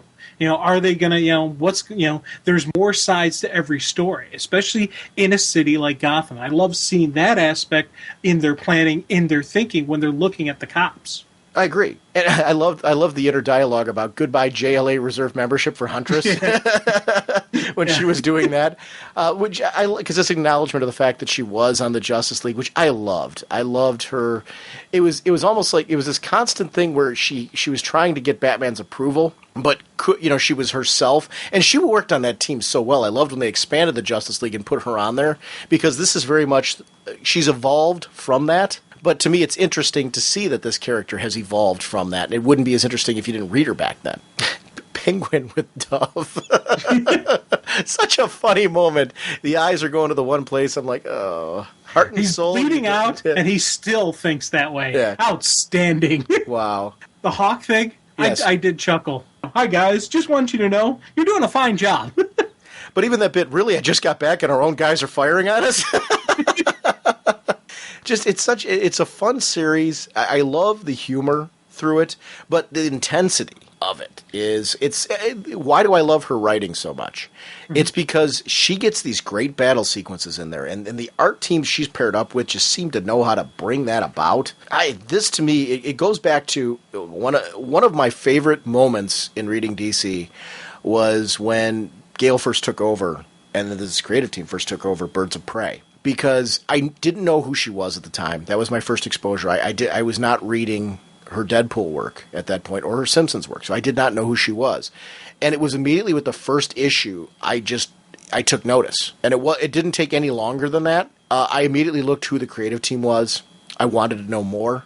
And to see the evolution of this creative team and feel that same kind of like, wow, they just surprised me again from a series is something that I think that's a testament to them, because it's hard to do continuing comics and to constantly surprise and shock and keep your audience on its toes. The moment for me getting out of this whole bit is when Oracle's talking to Creo and about Savant, and we find out here that Savant was taken out, which was taken out by White. I tried to keep his heart beating with my hands. I failed. I thought you should know.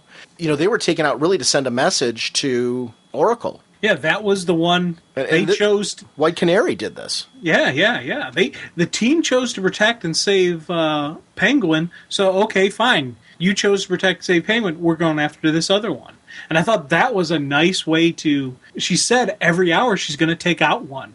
Not, we'll try to take out one. No, I'm going to kill somebody every hour. So I thought that was just one didn't work. Okay, go with this one. Bam, done. And I thought that, and we're talking about just our team. This scene when you just see Oracle's eyes as Creote's telling her that Savant's dead. I love just that up close just look at the eyes, and you just like as he's telling her this, I was like, wow, this is one of those things, just boom, pulls you right into it. Because before that, she's kind of like going, oh, what's going on here? Right there, you just see kind of the emotion. You see the oh my God kind of look in her eyes. It's really this whole moment where we see him, Creote, kill himself, and then we go over into Oswald, and we see Oracle. Like, do you think Oracle's going to tell them right away, or is she going to need to keep that secret for now? She almost has to tell her team, right? She's got to tell the team. Right. That's you have to disseminate the intelligence. They have to know what they're up against. They have to know that White Canary has killed somebody, and that she's kept her word that she said one's going to die every hour. Well, first victim she killed is Savant. So I think that's definitely we're going to see that, and kind of curious to see how many more people are going to die, one, and how Oracle's going to deal with this, because Oracle now has to go on the offensive. And I really love seeing Oracle go on the offensive, because it's just, seeing her, this is how she goes into it. This is what she does. She's not just information only. She is a weapon herself, and she's got to go after whoever's doing this. And that's part of the reason why I'm thinking there's a team involved. There's an evil team, and it's going to be Oracle fighting the evil Oracle, White Canary versus Black Canary kind of deal. And I don't think it's Calculator. I think it's somebody else, somewhere else. I don't know who the person is, but I think there's somebody else out there that we still haven't seen yet. It's interesting because we're sitting here in this whole dossier. It includes photographic evidence that the Black Canary, whom we saw attacking innocent police officers earlier today, was in fact Dinah Laurel Lance. Miss Lance's marriage to disgraced former Mayor Oliver Queen is allegedly over, and she owns a florist shop, Sherwood Florist, too. So, I mean, this is really discrediting their whole life. Mm-hmm. And then the whole thing with, allegedly, the accused also planned to adopt a young Asian girl and then abandoned that girl when she proved inconvenient. No, that's not what happened. The girl's address, now this is where it gets interesting. We're seeing this with this person standing here, White Canary. The girl's address was provided, and Action 8 News will be attempting to interview the child about her abandonment later this evening. Now, they keep talking about the child. This isn't a child. So I'm curious to see, is that going to turn out to be sin? I don't know. I'm very curious as to what's going on here. And whoever's doing this, if it's not White Canary alone, whoever's doing this is able to get access to the media and to field information to the media in such a way where they're using it to discredit her, or the whole team. Yeah, and first target was Black Canary. Next, it'll be, maybe it'll be probably Huntress. They're going to eventually reveal, the plan is to reveal all the information. Now, I'm curious with Huntress if they do reveal her secret identity, because hers is a really tough one, where, with her being a teacher and all that stuff with all her students, and if that gets out there, if that becomes public knowledge, that'll really turn Huntress's world upside down. Yeah, Dinah's world is pretty tough, but, she kind of, I could see her dealing with, the fact that her secret identity is known. I can see her dealing with that better than Huntress dealing with it, because for Huntress, that whole teaching aspect, just that goodness that she has, that that way she helps people, and it's not just she's not just a physical violent creature. She is this educator. She's this person who's helping the children kind of deal. And I think that she would have a harder time if she lost that. It's interesting when we take a look. I love graffiti in the background. I like that Two-Face is God, the devil. Kind of a nod that we're in Gotham City. When Oracle's talking about the grid, and she kind of puts her hair up, and it's kind of her way of saying, okay, now it's time to really get to business. It's time to fight back. I like that about her. I like that this is the death of two friends right now. She just witnessed Savant and then Creote killing himself because the man that he loved is now dead. And their characters that were so well developed in Birds of Prey. This was a powerful moment because we know that she would care about those deaths. anybody that's a longtime Birds reader, this is a significant death. This shows the strength of this character, though, and what she's been through. You know, with everything she went through with the Joker and Killing Joke, all the way straight on through to present day. This girl's been through a lot of loss. And it's not going to keep her down. She is going to fight back. We see I love the screens, though. We see a lot of the Brightest Day, kind of events going on with Aquaman and Mira, the White Lantern, the JSA JLA crossover, Jade being back, and Star City, the little forest that's going up there. They were really good use of the monitors, just to kind of give us an event that Oracle's tapped into everything. And she would know everything that's going on around. Information's power in her world. And it was kind of a cool layout of the event. But I love that powerful cliffhanger. Because sometimes it's nice to see a cliffhanger where it's just a powerful moment for a hero. And that was a powerful Oracle moment. She's in a wheelchair, but she looked so powerful and badass in that moment. That's something that I think is a strength and a testament to the way that she's been written. And I'm so glad that she did not get back the ability to I don't have a problem if she got back the ability for assisted walking or whatever, but to me there is something powerful about this character not needing that she has overcome that in such a way that there's something sexy about her and powerful about her even in that current position. And I love that about the character. I think it makes her unique. Another character who isn't, to me, an A-list character. Yeah. See, Oracle. a lesser person, it would weaken her too much. But she's a strong enough person that she's able to take that, and it's part of her. She's embraced to it, what it is and who it is, and it's her. It's not a handicap. It's not a motivational factor. It's just part of her. As common it is for us to walk across the room, she's in her chair and she wheels across the room. It's no longer just I can't walk anymore. It doesn't matter anymore. She is who she is. I think that is something that I really like about her. It's not a, and it's tough. I don't want to say it's not like she doesn't throw a pity party for herself, but it's not even that. This is who she is. This is her being. This is what she's about. And I love seeing this, that it's a non-factor to her.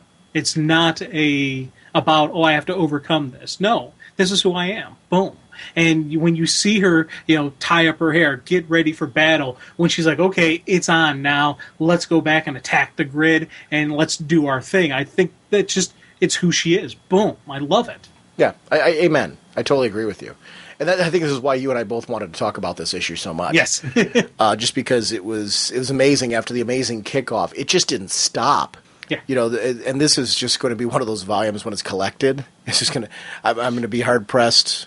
This better be collected in a hardcover. I hope so. Because I so want to get this in a hardcover. I do too. I really, more so than the trade paperback, I want this one in one of those nice. Ideally, I'd love it in one of those deluxe hardcovers. Oh. It's just a little bit bigger. Yep. And those glossy pages and stuff like that. The artwork demands it. The artwork is really sharp in this. This is just really, again, the evolution just continues of Birds of Prey, and it's exciting. I'm like, I love that it's in the Bat universe.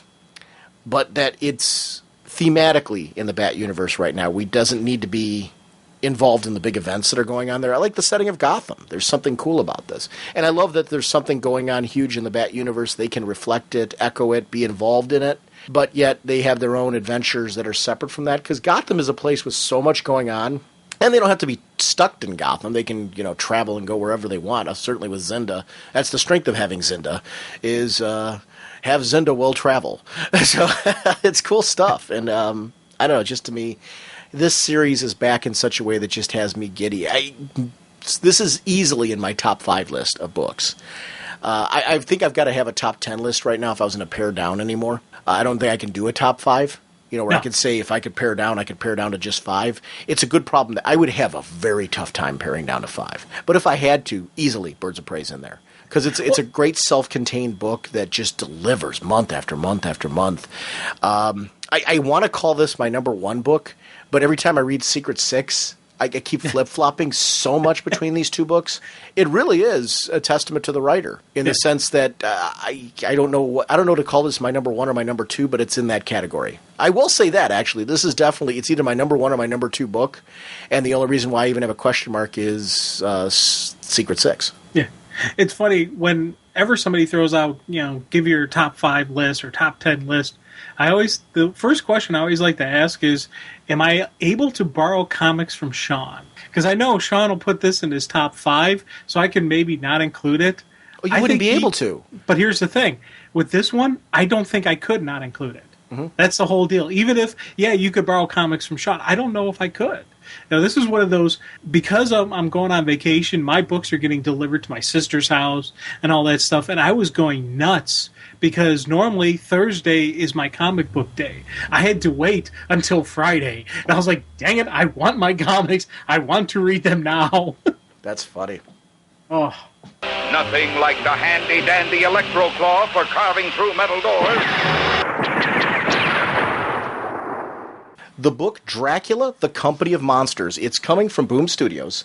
It's 99 cents right now on DCB Service. If you don't go through dcbservice.com, make sure to go to your local comic shop and let them know that you want Dracula, the Company of Monsters, to make sure they're ordering enough copies of this book.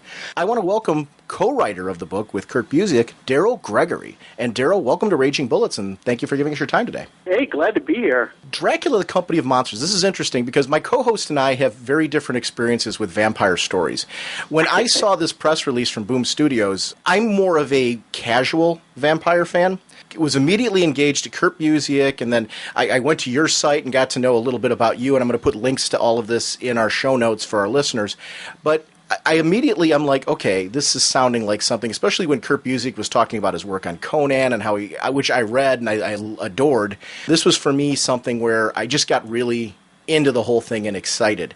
Dracula, the Company of Monsters, this is going off of the original Bram Stoker novel, is that correct, as far as using that as a starting point? Yeah, we're definitely taking that classic Dracula and really going back to Vlad the Impaler, going back that far. We're going back to the 15th century and saying, this is the guy we're going to write about, this 15th century warlord who just impaled 20,000 people at a crack. I love this idea. In the press release, they're talking about this corporation is going to somehow acquire him. My co-host and I were talking about this, and actually he'd mentioned to me that at the end of the book, he thought that Dracula died at the end of it. Is that going to be a starting point of this, or? Well, yeah, sort of. Though it's Bram Stoker because he was trying to sell books. He lied. It's a sort of take where he got some things right, but, Dracula's going to set a few things right, including the fact that he didn't actually die. And something seems to have happened somewhere after the book ended. He was out there in the world for a while, and then he did die somewhere around 1900 or so. And we'll find out later, what happened in between the Bram Stoker book and his real death. And then this corporation has found him through property they've owned and been looking for him, and decide, and who wouldn't want to do this, let's resurrect him. Not maybe the smartest idea in the world. I'd tell you, I love when vampire tales go into this kind of a reimagining of history, modifications of history, and just acknowledgement of the fact that this is a novel. Well, he got some stuff right. He didn't get it all right. Here's the real deal. I like seeing just that interaction with these vampire characters. They're not just the I'm going to suck your blood, blah, blah, kind of like mindless evil creatures. No, these are actual thinking and reacting and just powerful beings that have lived for a very long time, and we learn why they've lived for a long time. They're not stupid. Exactly, and like he's basically the smartest and coolest guy in the room, and they're trying to control him. But you've got a guy who's got 500 years more experience than anyone else at being not only Lord of the Vampires, but ruling a kingdom. Really, I'm really interested in not making him that black and white, like I'm the embodiment of evil. It's like, well, yeah, I am immortal, I am undead, but Kurt's main idea when he pitched this to Boom was to say, look, let's look at the way that feudal lords, their relationship to power and their relationship to their people. Let's compare it to the corporate world. With a feudal lord, yeah, Vlad was definitely a harsh guy, and he punished, anybody who stepped out of the line, criminals he punished, really harshly. But he was nobility, and he protected his people. The serfs were his people to protect, and even today, I mean, the Romanian people still think of him as a hero. He fought the Turks. He protected Christendom. He was consecrated by the Pope to fight the Ottoman Empire. So here's a guy who was a hero in his own time, and let's compare that to the corporate world where it's kind of a feudal relationship when you look at these CEOs, but they don't seem to have any feeling of responsibility about their own people sometimes. They could be outsourced. They could be disposed of. The CEOs can enrich themselves and move to the Canary Islands. And I think in a 15th century mindset, that's just reprehensible. What do you owe to your people? Sure, you're on top of the pyramid, but you owe something.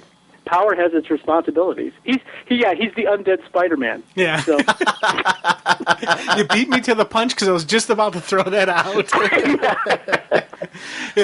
I tell you, that was something when I started seeing the press releases, because the thing that impressed me with when I actually sat down and I read this, this was back in my college days, and I was really impressed how in the series, yes, he is this monster. Yes, he does these horrific things, but he has these moments of nobility, and he has these moments where, I'm kind of on his side here. And it was a weird thing as I was reading it, because before that, I was used to just the gore, vampires are the monsters, the hunters are the good guys kind of deal. So he introduced this concept of a touch of gray in the vampire universe to me, and that was something that, once I started thinking that, I really started seeking out these other type of vampire novels. I thought that was just a nice concept with who Dracula is. There's that ambiguity. Well, and I think, and I'm not going to speak for Kurt, but I mean, for me, this is why it feels like his Conan books, and because you're dealing with a guy who's got his own code. It's a lot rougher than what we're used to dealing with, but you have to respect at least somebody who is operating by a code, as opposed to just operating off of pure greed. I like the concept that it's hard to tell who's the hero and who's the villain. Because I like gray areas like that, because it makes it fun to reread issues. I do find when there's titles that get kind of smart like that, where the characters are really kind of true to real life and that type of thing, each time you read it, you find yourself looking at it in a different way depending on where your mental focus is, like which characters you're really kind of zoned in on at the time. So this idea of him in the corporate world and his kind of analysis of our world from a kind of an outside perspective, so to speak, because he isn't from that world, is incredibly interesting to me. Well, and our main point of view character is a young guy named Evan, who's kind of an unformed person who's the nephew of the CEO, and he's not sure what he's supposed to be doing with his life, but he gets recruited by his uncle to work on this resurrection project because he's a bright guy, but he's sort of undirected and unfocused.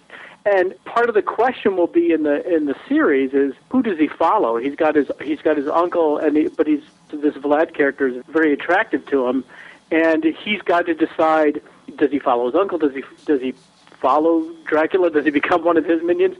Or how is it possible for him to become his own person? Become his own man? And I think a lot of people, at least this is true for me in my 20s, was once you leave home, you have to figure out, well, what kind of person am I going to be, and who am I modeling myself on? And if you pick the wrong model, things can go really badly. One of the nice things that it sounds like with this book is I haven't read the original novel, whereas my co-host has. It sounds like there's something there for everybody. If you're a diehard fan who's read before, it sounds like you're going to find little tidbits where this feels very familiar.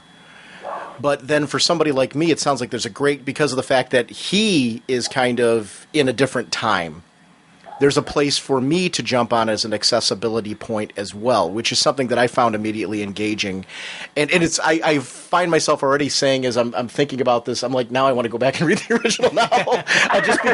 But I mean, I like that accessibility point where I can go on, and through the comic, it makes me want to go back and read something, but yet there's something there for the people who have already been entrenched in this kind of world. Yeah, and I think I do this kind of stuff in my novels too, where you want to have those access points, and you want to provide a couple different layers, and we are going to be doing that in this Dracula book, where if you have totally absorbed the whole mythos, you've read Bram Stoker 4 times, and you've read about Vlad the Impaler, you're going to get plenty of nods little references we're going to make that will make you very happy. But the goal is to have this sort of entertaining story that anybody can drop into. And I think the two point of view characters are, well, like you pointed out, there's Dracula, who is going to be sort of appalled at what the world has become, and our point of view character Evan. So hopefully through those people there'll be a way in for readers. Well, it's interesting because back in the day, Dracula really was this great political and social commentary that he didn't want to come out and couldn't come out and flat out and say some of the ills and stuff that he didn't like about society, so he threw it into the actual story and had it inside the context. So if anybody came back to him saying, hey, what are you saying? Or was, oh, it's just the story. So I think that's kind of, Right. This is going to be a funny comparison. When I was thinking of Perez as Wonder Woman, I liked that about Diana when she first came to our world from her world, was the fact that, she was raised on this island and their society was so totally different.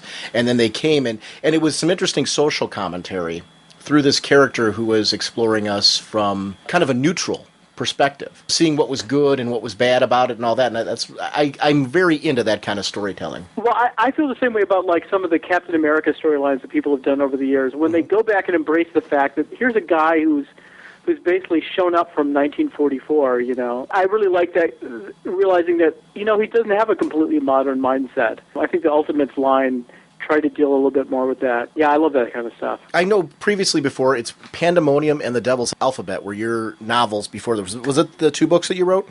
Yep, that's right. Because I downloaded both of those for my Kindle. I'm going on a vacation next week, and I downloaded both of those to take with me because I was so into your site and your enthusiasm. I'm like, okay, this is kind of a writer who I can just tell from his personality already that I'm going to be really engaged in his books. So I downloaded both of those to take with me and read. Well, I think you're really you're like the target audience for Pandemonium. So I'm a comic book geek, and this has sort of influenced all my fiction writing. And so Pandemonium actually deals with this idea that maybe these Golden Age comic books, these characters are like archetypes, and what if they started showing up in the world?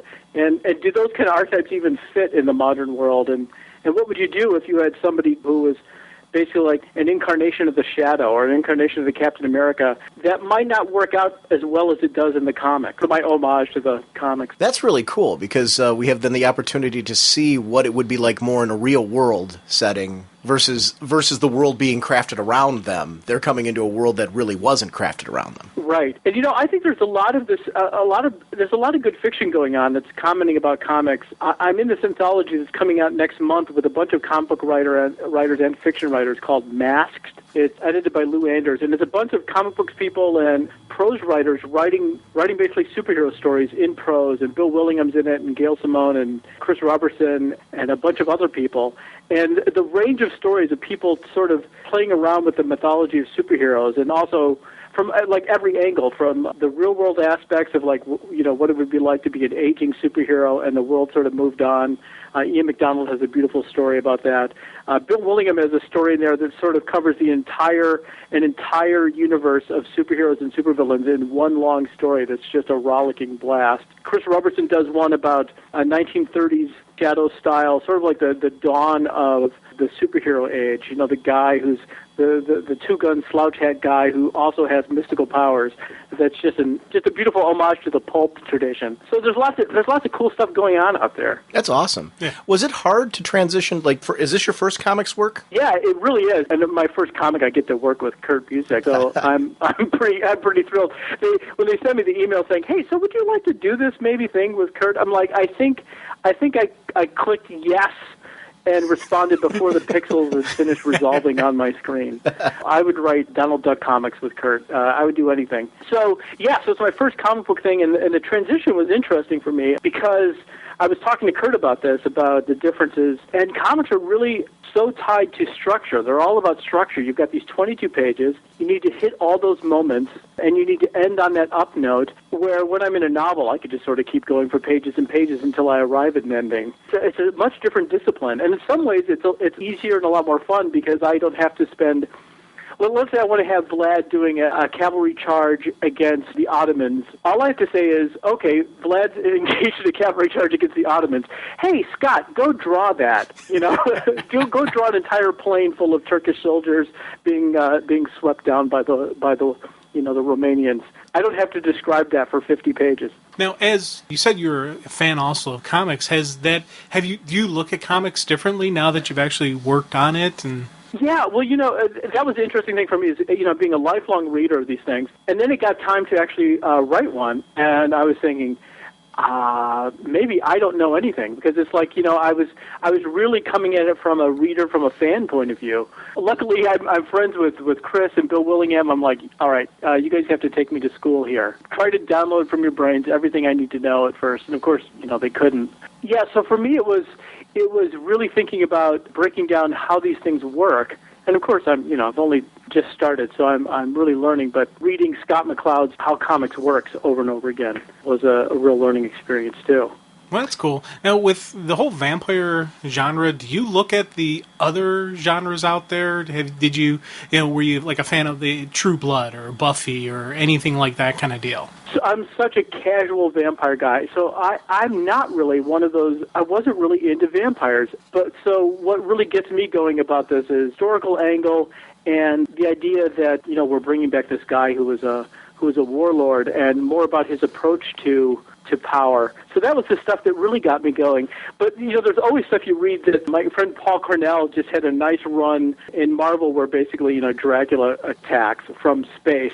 And you see people do things like that where you just think, all right, Paul is obviously having more fun than anybody else, and I want to jump on that. Outstanding. It's vampire, the whole vampire, in some of the zombie genres, and there's just you can have a lot of fun with these characters that, quote, are basically kind of immortal, where you retell a history, you change some stuff around. Hey, what happens if this is the case, if this is kind of the case? And those are the stories that I always really just like thinking, because it's not just the stuff I'm reading on page, it's the afterthought, it's the behind the scenes, the stuff we don't actually see, the stuff that's out there for our imagination to create along with it. I think they're so iconic. Dracula, zombies, these types of characters are so iconic that you can almost do anything with them. But I think you don't want to just start messing with them because you can mess with them. I think you guys said something interesting on a podcast a couple weeks ago about, you don't want to just start changing the mythology of vampires just because you can. You want to do something where you can hopefully bring something, say something interesting about what's going on, rather than just saying, no, their powers are based on a meteorite, or, you start changing everything around. No, there's an iconic power there, so you want to respect that. But on the other hand, these characters are so sturdy, and they're so important to the culture that they can say a lot of things. They're almost like a walking container for metaphor, if you want. Boom Studios has been a company that's been on my radar. When Mark Waid came out with Irredeemable then Incorruptible, the production values of the books coming out of Boom, and I'm a teacher, and the Boom Kids line, and I'm not going to say it's only for my students. I love reading those properties. One of the things that's really impressed me from Boom has been the picking of creative teams that match a variety of different genres. And really, just their catalog is becoming very, very diverse on the types of titles. But it's always been, I know when I pick up a Boom book, I'm going to be getting a certain quality. It's really been very consistent. So it was, without hesitation, when we saw the press release and the opportunity to chat with you, I'm like, oh, we've got to do this. Because I want to start doing periodically, our show's a DC-focused podcast, but I want to start periodically for our listeners out there, every so often doing a bonus episode, not in place of our normal shows, but a bonus episode maybe where we spotlight something that's a little outside of DC. Because we get comments from our listeners all the time, what are you guys reading besides DC? What else is out there? And this is a book that I'm checking out for sure, so we're going to do a podcast on the first issue.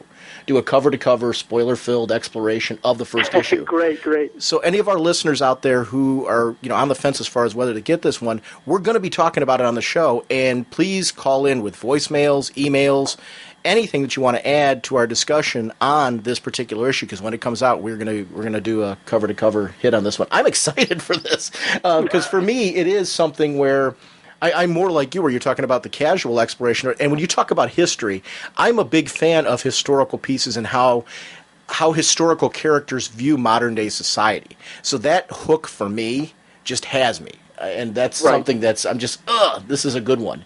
It's available right now, 99 cents at dcbservice.com. If you don't shop at dcbservice.com, make sure to let your local comic shop owner know that you want Dracula, the Company of Monsters, and make sure that they order enough copies, because this is a book that looks really good to me. Well, I want to see it too. I haven't seen the art yet, so I'm very excited.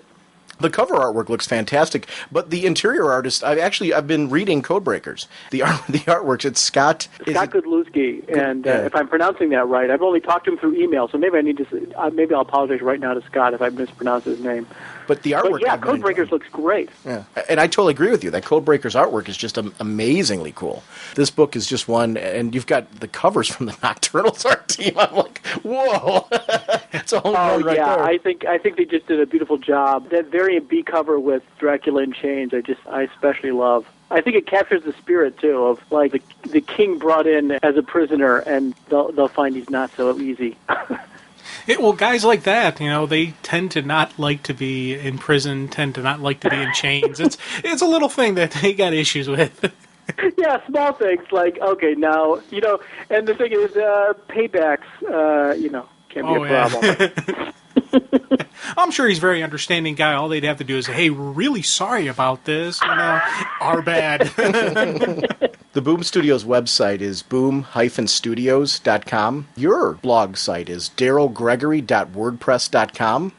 And you actually are on Twitter as well, Daryl Writer Guy at twitter.com. And all these will be in our show notes. So for our listeners out there, and Daryl, is there anything else website-wise or link-wise that you want me to shout out or make sure that we get on the podcast as well? No, that sounds good. If you hit the blog or darylgregory.com, you can get to it either way. And, hopefully people will enjoy this book as much as we're sort of enjoying writing this thing. It's a hoot. Daryl, I want to really thank you for giving us your time today. Is there anything else about the book you want us to make sure we get on there or mention? Or No, that sounds really good. I had a great time. Thanks.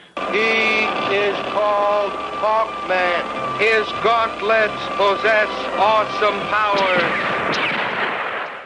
Jim, you and I this afternoon on this sunny day that was supposed to be a horribly rainy day went to go see Jonah Hex. Yeah. What did you think of the movie? What was your overall impression of it? Did you like the movie? What was your take on the whole thing? Overall, I did enjoy the movie. I thought it was a good movie. There was a lot of times in there where we were out and out just laughing our head off at some really cool Jonah Hex moments. We had a couple times when we both looked at each other and said, what the heck are they doing here? But, as an overall, I would definitely say this was an enjoyable movie. I had fun watching it. I'm not sitting there going, give me my money back. I don't think it's not going to be a Dark Knight, or an Iron Man, or even a Spider-Man 3, but it's a good movie. The premise of the movie is that Jonah turns on his commanding officer, Turnbull, and his son, Jeb, who's Jonah's best friend, when they're trying to murder innocents in a hospital to make a point. This sets the stage for Jonah being a man who doesn't believe in the Confederate or Union leadership. He's like this man without a country. His turn results in Jeb's death, and Turnbull wants revenge for the death. Jeb is his son, and he wants revenge for this death, because he took away his son, the person who meant the most to him, so he wants revenge. It's actually for Jonah Hex, it's a very heroic move, because he's basically he's a part of the Confederate Army. He's going against not only his best friend, but obviously his fellow soldiers in his troop. And, it's a huge move to be able to be the one to say, this goes against my morality. And it is something that, you get to see in flashbacks that his wife and son notice this, and he seems to have the perfect life from this. They look up to him as a hero, and of course it all goes wrong because Turnbull shows up and kills the wife and kid in a very brutal sequence. And I'm not talking about brutal in the sense that we see blood and gore from the death of the wife and son. It was interesting how they did more of what I prefer when you're really trying to set up a sense of horror and terror. It's not what you saw, it's what you didn't see. Yeah. We saw the fire being lit. They were inside the cabin. They were tied up. We saw the fire being lit, thrown in there. Then they closed the door, and the screams are all that you get. But actually, to me, that's much more horrifying than the gore. So I thought that was a segment. And it doesn't fit. Jonah did have a wife and son in the comics. This was after years of being a bounty hunter. He gave that up. He had a wife and son, and then that went, south when he decided to go back to being a bounty hunter, through circumstance. So it wasn't, that origin is not Jonah's origin, the way that it did it. But I understand why they did it. I would have loved to seen, and I know that they couldn't do this. I understand storytelling-wise they did that to speed up the hatred for Turnbull. this thirst for revenge, which drove him as a bounty hunter, and it is very true to Jonah thematically. This idea of him just not liking anybody and being kind of disenfranchised from the world. So that whole aspect of it I liked. I would, from a geek standpoint, I would have loved to have seen more of the exploration of his childhood that we've seen recently in the hardcover that was just released and things like that. But it wouldn't have fit this film, so I don't have an issue there. I thought the origin, the way they did it in the film, worked in a film. So I got that. I do have other issues, which we'll get into as we talk about this, but that wasn't one of them. What did you think of the origin? You know what? Actually, I'm kind of in agreement with you. It's one of those exact, echoing your words. I understand why they did it. They had to, when you're doing the movie, you have to have things a little bit neater package. You don't have a 12-issue arc to tell a story. You have, boom, you got to drop it in there. This was a great way to tie in Jonah's hatred towards Trumbill, and also just like a little bit of explanation as to why he's as ornery as he is and why he's not a very nice, neighborly kind of guy. So you get to see a little bit of the edge. And it was kind of interesting because when you see him, those flashback moments with his wife and his kid, it does also explain a couple other factors in his life, why he has such a connection with the Crow Indians, why he's got just that you see the soft side of him, and it just accentuates just the nastiness about him because of what he lost. And Jonah is a man who you clearly see, and this is true of his story, I'm talking about in the comic story, you clearly see that if it wasn't for circumstance, he would have turned out to be an alright guy. But circumstances became so horrible for him. That's why he's such a bitter SOB. Yeah. And it's why, when you see him roll into town, you move. And when I say move, I don't mean you move out of the way. You move out of the town. And that was something that I got, like that opening bounty hunter sequence where Hex is dragging in 3 bodies behind his horse, and the 4th head turns out to be in the bag. That was priceless. I'm giving Hex his $100 when he comes calling, because he came showing and they started doing this whole thing. Well, guess what? We got you to do what we wanted to do. Now we're not going to pay you. They didn't say it that way. They danced around it. This was a limited time offer. And originally they tried to say that he only had 3 of the 4 men and the other 4's head was in the bag. But I'm like sitting here through the whole thing. I'm like, this is not one guy I would do that with. So then all of a sudden Hex, like blanket that was covering his horse saddle flips open, and there's 2 Gatling guns there, and he starts because the whole town was basically trying to take him down, or most of it. There was a heck of a posse waiting there because they knew that he was going to be bad news, and they were trying to screw him over. And $100 is a lot of money in that time, so I got this whole vibe. I'm like, okay, I get it. They wanted to screw him over. They got what they wanted. Those 4 were dead and taken care of, and let's not pay this dirtbag, because they basically considered him a lower form of life. Hex was a loner, so if they take him out, who's to care? And they were really prepared to try and take him out. Bad move, though. And I loved that sequence. Like, the actual battle sequences in the film, I thought were outstanding. And that's why when I'm sitting here saying, like, there's issues that I have with certain things that they adjusted from the comic, those things bothered me. But when we got into the actual action sequences and Hex was dealing with those action battle sequences and his attitude and just the overall Hex machismo that was going in there, I really liked those sequences. I'm like, oh yeah, these are high-five Jonah Hex moments. It worked there. Josh Brolin nailed him. Yeah, definitely. I really liked, Brolin's portrayal of Hex. He had that hard edge, gonna take no guff from anyone attitude, and there were so many moments where he had that shoot first segment in the movie and we kept laughing out loud during those moments because it was usually right around when someone would make some stupid comment about his face, like, hey, what happened to your face? Bam, you're dead. And I was dying on those moments. Those were definitely, we do not have a Han and or Greedo debate about who shot first. Hex definitely shot first. The saloon segment that you're talking about was great because he's sitting in the saloon, he's having a beer, looking bitter and ornery as can be. Like, this is not a guy you'd walk up to in a saloon. You'd just leave him alone. He wasn't bothering anybody. Dude was just having a beer. His hat was next to him. And there's these two guys, the bartender and this other guy, you know, obviously he's a regular in there, was looking at Hex going, he's not so tough. And the bartender's like, I don't know, he looks pretty tough to me.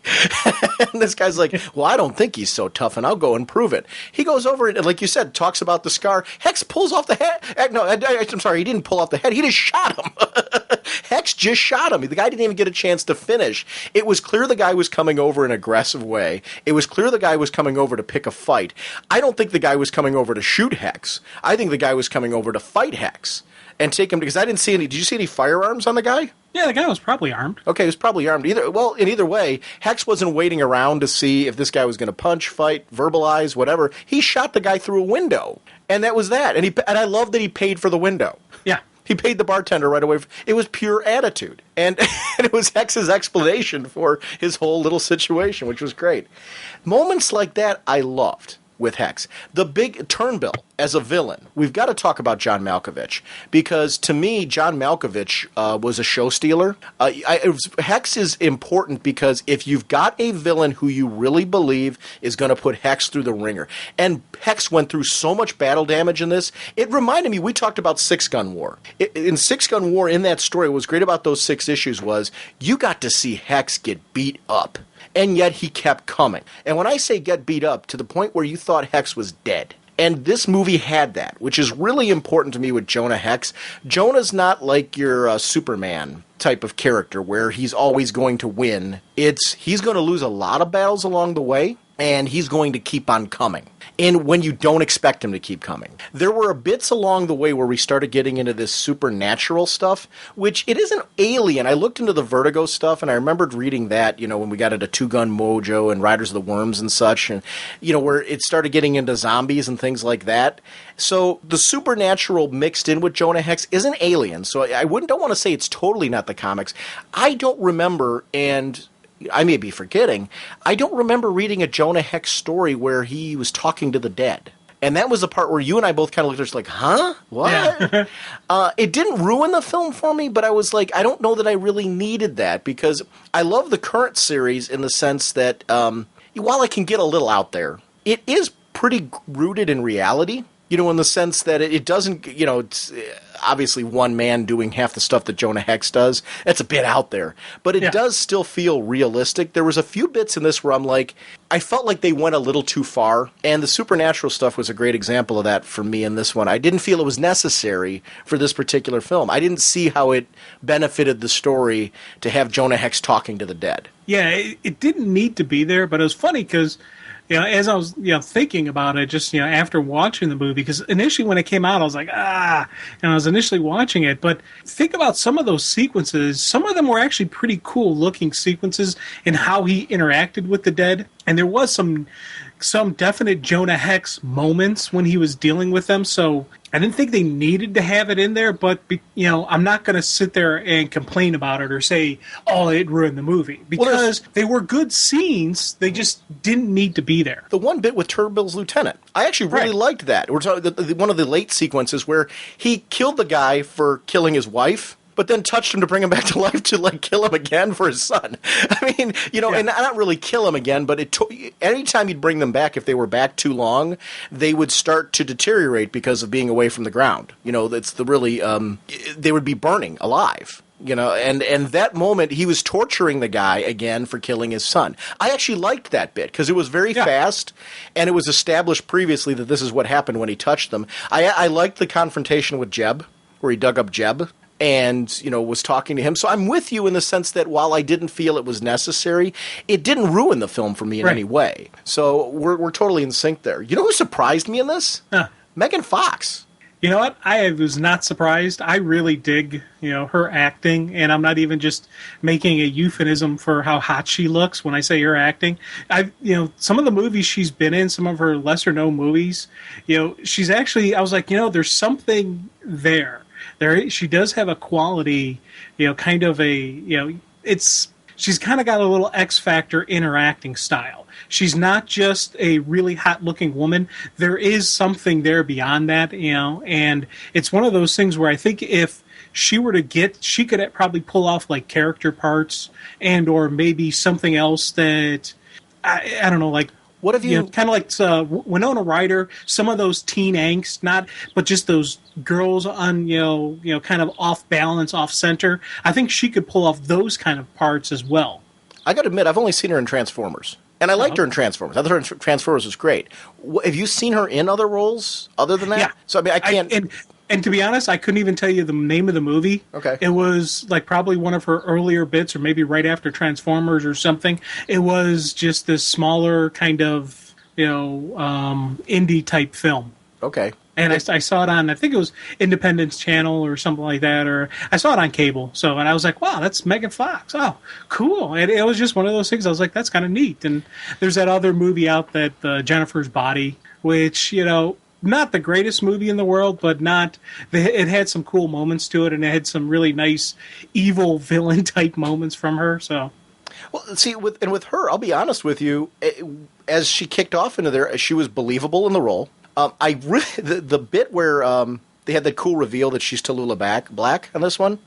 I love the character of Tallulah Black, and when they originally introduced her as this Lila character, I'm like, okay, that kind of works for me. I was liking her relationship with Jonah. But when there was this twist that it was Tallulah Black and it pulled from the comics, I'm like, wow, that's cool. And then that whole ship sequence with her, that's really where I was sold.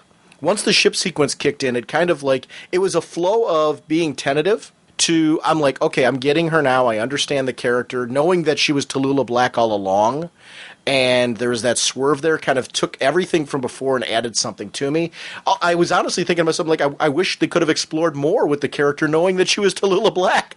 I thought there was a bit, too, where I thought she was going to end up being disfigured, like she was in the comics, because of that bit with the axe. Or the tomahawk, I should say. Yeah. Where the tomahawk went flying down to Jonah, and I'm like, oh, we're going to actually see Tallulah get disfigured. I'm not saying that I'm mad that she wasn't, because, like you said, she's a cute girl. But the movie itself, I thought she actually was surprising to me in the role. I thought she was believable. It was a good action movie portrayal. So I wouldn't mind seeing if it leads to a sequel on some level, which I don't know if it will or not. I would love to see an exploration of Tallulah and actually see them take it to where Palmiotti and Gray took it, because it worked for me. The Turnbill, the weapon that he was using, was an area where I think we both were kind of like, what? It was this funky super cannon, nation killer cannon. And when they first were drawing it and showed images of it, it looked like it was just this rapid fire cannon. I was like, you know what? That actually, it would be a neat thing, because, the design, it was a, rapid, and I was thinking, okay, that's kind of neat. But they kind of shifted it to, once again, to some, funky, freaky thing where it was this ball of energy gets shot and that detonates everything, and it does this massive amounts of damage. And for me, that was where I was like, huh? Because I compared it to the Wild Wild West, the remake with Will Smith in it, where they had that big giant spider thing. No way could technology, science of that period create something like that. They didn't need to have that in there. They didn't need that energy aspect to the cannon. They could have really made it a rapid fire cannon, maybe make some explosive ordnances, or make it fires twice as far as a current cannon, make it something that way, but not this ball of energy. We don't have that now. We don't have that technology nowadays, and we have Jim, the add-on. Jim, you don't have that now. Right. Right. I don't have that. I would like to have that, but I don't. Yeah. I have that now. Look out if I get that. It was funny. I totally agree with you with that. I will say this, though. On the positive side of that weapon, I did like the exploration of morality. How there was the talk with Grant. And I liked Aidan Quinn a lot as Ulysses S. Grant. I thought he did a great job as the president. I liked that exploration of, though, that this weapon was created on paper. They realized that if they actually really created this thing, the amount of destruction it would cause, and the moral issues of creating something like that, and the fact that they realized we couldn't do that to our world. I actually liked this idea of, even though this was a much rougher time, there was a sense of, like, we can't go that far. Whereas today, a lot of our weaponry does go that far. So it's interesting to look at that time and to see that exploration there, but also to see just how vile Turnbull was in the sense that he had no hesitation to use that, and it was totally worth it for him to change the world to use that.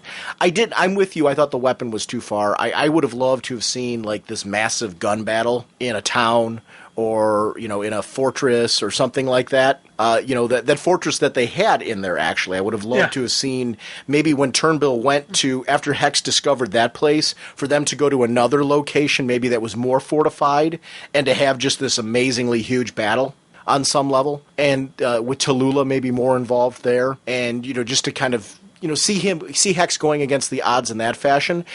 Aside from that, though, I will say I did like the confrontation between Turnbull and Hex on the actual ship. Yeah. The battle between the two of them and the resolution of it. How Hex used the tomahawk to stop things, and how he basically used Turnbull's head or neck to stop things. I thought that was very cool. The battle between the two I thought was great. So it wasn't like, there was no bit of the movie where I'm like, oh, this is awful. There were bits where I'm like, I wish they had gone maybe a little bit more this route or something like that. So there was nothing that, did you feel that there was anything where you're just kind of like, I really hated that? I never had that moment. There was kind of a few head-scratching moments, but that was about it for me. Yeah, same thing with me. There wasn't definite hate stuff. Like that final battle, I like the fact that they mounted it on a ship and they were using that. I would have rather have seen the U.S. Navy fighting off this ship. And you could have the Turnbull ship could have just had these massive cannons and all this stuff, and actually had a huge exterior battle going on while Hex and Tallulah are fighting inside the ship, and they could have really played it off that way. Because you think about it, Hex called for backup, so I was hooping and hollering that he did that. Right. But the Navy only sent one ship. It wasn't much of a backup. Yeah, I was like, come on, this is, granted, the Navy fleet had to have been smaller back then than what it is currently, but this was outside the nation's capital. I cannot believe that they didn't have at least 2 or 3 ships in harbor at all times, especially back in this time period where the communications and information isn't the same as what they have nowadays. They wouldn't see an invading armada coming in. So they would want to keep a couple ships there. So I would have rather seen multiple ships show up, a nice naval battle going on kind of deal. But it's funny, as we're saying it, I did like that action sequence. I did like when Megan Fox was throwing down in the ship, and she's two gun fisted blazing, and then a little bit improvising, shooting lamps and various whatnot that she was doing. I liked seeing her combative skills, and then of course the Hex battle was just a really neat little, because they kept flip-flopping back and forth between current, what's going on, and then kind of like on the metaphysical type of plane where they were going, because Hex is a little bit in both worlds, so there was the conflict going on in both worlds. I kind of liked that. It added a little bit of artistic kind of license to the fight sequence, so I enjoyed that stuff. I thought it was cool, but on the other hand, I'm sitting there thinking, man, you add all this other stuff, that'd be really awesome. I totally agree with you on that. Actually, your description of what you would have liked to seen from the ship battle, I would have liked to have seen that as well. I wanted something bigger, I think is what I want. I liked the ship idea. I'm with you. I think I would have preferred something a little bit more reality-based, but it didn't, like I said, didn't take anything away from it. I will say this, another thing, talking about the character of Tallulah Black, I was glad to see that we didn't see her holding her own against multiple opponents until the reveal that she was Tallulah Black. Yeah. That, to me, was kind of a nice little twist. She was just Lila earlier on, and we got to see her in these one-on-one sequences. It was Jonah Hex, mainly, that we were seeing with multiple opponents early on. And that was something I liked. I liked Will Arnett as Lieutenant Grass. He was that lieutenant from the Navy, like you said, that kept popping in. And he was a great character in there. I liked his sense of that Jonah Hex was a lower form of life, being do we really need this guy, this former Confederate soldier? He's a wanted man. What are you going to offer here? The whole bit with changing technology and using Army intelligence, that whole bit was, I ate that up. I thought that was really funny, how that technology wasn't there yet. But we did see a positive effect from it. He was able to find out some things that he did help Hex with. The dog, I thought, was a great character that was in there. It was just in these like little short appearances that the dog made. But Hex playing off the dog fits things we've just seen in recent comic book issues with appearances of dogs. Just how Hex is just...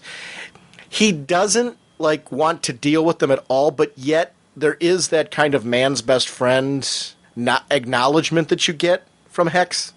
It's so hard to explain because he never loses being like you don't see the soft side of Hex with the dog on the surface level, yet you can tell there's something a little bit different. I loved that. I thought Brolin played those bits off with the dog, which isn't. I know it's insane the way I'm describing it right now, but that was something to me. I'm like, okay, yeah, I get this. That was kind of cool. I dug those moments. Tom Wopat as that Colonel Slocum in that pit fighting sequence. The pit fight was cool. I thought we were going to see Hex thrown in there. That's what I was thinking, too. I was thinking, okay, we're going to see Hex throw down with Snake Dude, No, completely swerving. That's, I think, the strength of this movie is they kept throwing little swerves like that. You think it's going to go one way, and it just does a quick, hard right the other way.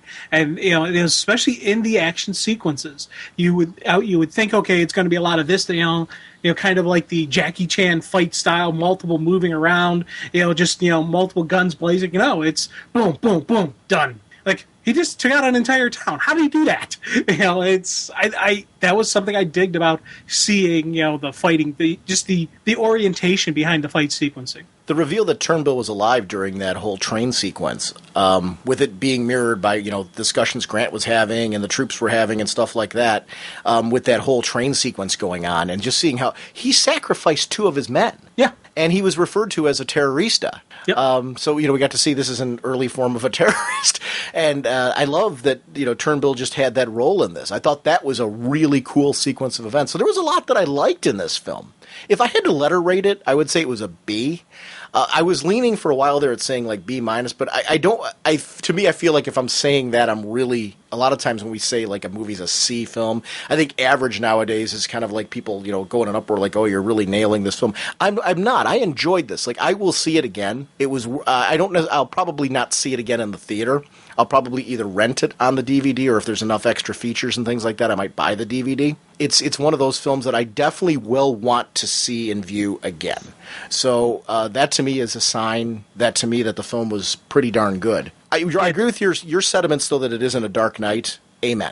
Yeah, and I tell you, just some of the stuff that we would have liked to have seen would shift it from a B to an A. Because I'm solid B as well, right along with you for everything you said. It's, when it comes out on HBO, Showtime, I'll watch it, Maybe if the DVDs have some really cool extras, I'll think about it. I tell you, they do a sequel, I'll see the sequel. I would too. I'll see the sequel, just see what they do with it, especially if they keep the same characters portraying. Now, if they go with a new Hex and a new Tallulah, then we'll see what happens. But if we get the same characters playing the same people, I'm in. I felt like I got my money's worth. I thought it was a very entertaining afternoon. It wasn't one of those where I'm going to go, oh my gosh, it's the next, Batman Begins or Superman the movie or anything. It doesn't fall into that category, but it's certainly not one of those. I'm very glad that I saw it. I would recommend people seeing it if they have any interest in Jonah Hex. I think it's great, and I think this is something, if you have any interest in seeing it, please go see it in the theater, because I think it's good that we're getting to see some exploration of some of these smaller comic characters. And when I say small, it's not a Batman, a Superman, a Spider-Man, a Captain America. It's just some of the lesser known characters. And I thought overall it was thematically, it felt very Jonah Hex. There was some things in the development, like I almost wish the film was a little bit longer. And there were some sequences of kind of the development we see of Jonah Hex's stories in the comics kind of sprinkled in there. Yeah. I felt like it needed just a little bit more. And, I would be hard-pressed to tell you what that is, but that's what I felt like when I walked. I'm like, I just needed like a little bit, and it could have been an A film. Yeah. So I agree with you. But it was definitely, when you're saying it's a B movie, it wasn't a bad film. I was thrilled to pay for it. So it was one of those where I didn't walk out going, It wasn't a Catwoman. Yeah, oh God, no. Definitely not a Catwoman. No. I finally, have you seen that whole thing? Oh yeah, yeah. I finally saw it. And here's the scary thing with Catwoman. I've seen the movie a couple times. What? And yes, I know. And it's one of those things where I'm like, I keep wanting to see it and think it's going to be better than the last time. And I found a couple scenes in Catwoman that I actually enjoyed. So there's like, one or two scenes of like, oh, I think that's a good scene. I like that, because I do like Halle Berry's acting, and so I'm like, there's got to be something redeemable and saving about it. So I will never say Catwoman is a complete load of garbage, because there were at least 3 scenes that I enjoy. I'll say it. Catwoman was a complete load of garbage. Dude, that was painful for me to watch. You know what it is? I think this is my kind of more of a purist coming through on it. All I was thinking the whole time is I'm thinking of something like, why, if you're going to make a Catwoman movie, didn't you just at least go with Selena Kyle? I didn't get it. So apologies to anybody who liked that movie. Oh. Yeah. And Jonah Hex is the complete opposite of that. Yeah, Hex is definitely a good movie. It's not a great movie, but it is a good movie, and it is something I would recommend seeing. If you're a Hex fan, if you're a Western fan, if you kind of like a little bit expansion on. It's not a true to the historically accurate Western. So if you're into those kind of Westerns, you probably won't enjoy this that much, because there are some, stretching of, the laws of physics going on in there. But it is a good Western, and it is a fun Western, and I definitely would recommend it. It's kind of a Vertigo-y version of the current comic. Yeah. And I would say that. So if you walk in thinking to yourself, okay, they're going to do like kind of a Vertigo twist on it, it's kind of like, what they do with like a Madame Xanadu and things like that when you see it kind of in the Vertigo arena. It's kind of twisted just a little bit because it's a Vertigo world. They play with some supernatural things that you don't normally expect. If you go in kind of looking at that, I think you'll enjoy the film. Because I really, after kind of giving myself, I'm like, okay, this is really a Vertigo-y flavor. And it felt more like Two Gun Mojo than the current comic. It worked for me. Because I like Two Gun Mojo. That's not a negative on Two Gun Mojo. That stuff's great. And actually, the motion comic for Jonah Hex that's out right now is really cool because they're doing adaptations of the Vertigo material in a motion comic. I think it's fantastic. So it's really a great way, if you never read any of that stuff, to kind of pick that up and just kind of see a new version, a new variation on it. It was Joe R. Lansdale and Tim Truman on artwork on that. And that stuff from Vertigo was really good. It's a different take. Thematically, though, I go along with what we've been saying kind of along with this. It still feels like he's Jonah Hex, though, even though there's a little supernatural thrown in. And Josh Brolin really was a great Jonah Hex, so I do hope that people see this. I think it's a bad weekend for it to come out because Toy Story 3 is out right now, which to me is it's like a Death Star of movies. Going up against Pixar, and I think that's going to hurt it. Yeah. But as far as for it being, I hope people will go and see it who are remotely interested in Jonah Hex, because I think you're going to find that overall it was a worthwhile. And please call into the show if you do see it and you felt, even if you disagree with us, let us know your thoughts on the Jonah Hex movie, because it was something that I was glad that I enjoyed it as much as I did. Actually, Jim and I are just looking right now and I wasn't going to record this, but I think we need to just chat about it a little bit. On the Source blog, they have, and I saw them elsewhere on the internet this week as well, those test pictures for the Blue Beetle. And I said on the show ages ago that this is a character who easily would make it if he was in a video game or in another form of media. I hope this gets made into a TV show or something like that, a film. I honestly, a TV show I think would be fantastic. I mean, this is a character who's just plain cool. But I think this character really lends itself to being an awesome, with gaming and movies and TV going to 3D and stuff like that. I'm not saying this has to be in 3D, but I mean, what a cool game this character would be. What a cool TV show this character would be. Because he gets a little creepy, with the whole scarab and stuff like that. But these pictures are just amazing. And it's very believable. Like, it's one of the best live-action costumes I think I've ever seen, from the screen test. Yeah, dude, I'm looking. This looks cool. This is definitely something that would, either make a neat TV show where you're just exploring, Jaime dealing with, being this, high school kid who has the scarab who's figuring out what's going on. It would make a cool movie because definitely some neat special effects going on. The video game, that whole market's a nice. This is one of those characters that has all of the different aspects, covered and looks pretty good. I think he has legs elsewhere, is what I've always been saying about this character. Yeah. It was one whose series I was sad to see canceled because I think he's just an awesome character. And I think characters like this, how do we get them into comics? How do we do things? These are creative ideas that should spin out of comics into something else. Because I think there's an audience for Blue Beetle that has not been tapped. And I think he's one of those characters that I think could be, kids would like him, teenagers would like him, adults would like him. He's one of those characters that's got enough personality to him that there's something of appeal. He's got that Spider-Man quality. He really does have that kind of quality about him that he works, and it's one of those things that I hope that this somehow gets made and it's promoted in such a way where people actually see it, because I think it could work. I really, really do. Those screenshots, oh. Yeah. And he's going to be, I guess, a character in the Batman Brave and the Bold video game that's coming out. He'll be a playable character from, I think I read somewhere. Yeah, it's the Wii and DS game that's coming out from the Brave and the Bold. That was on the Source site as well, that he's going to be in there. I'm glad to see more of these characters appearing in different properties, because I do think that there is, in an age where we're exploring the digital, see, to me, digital comics it's not always about a replacement for paper. It's just getting comic books out to different markets, to different people. It's not about targeting, and I think that's what our problem is. As comic fans, we always look at ourselves. I'm not looking at us when I think about those things. It's about accessibility. And I think that's part of the problem with digital is you've got to target the right audience if you're going to go digital. It's not us. The only way it's going to hurt the comic shops is if they're targeting us with it. Because if you're only targeting us, what you're doing is you're further dividing an already target audience. We're a niche crowd, so to speak. You got to go mass market when you're thinking digital.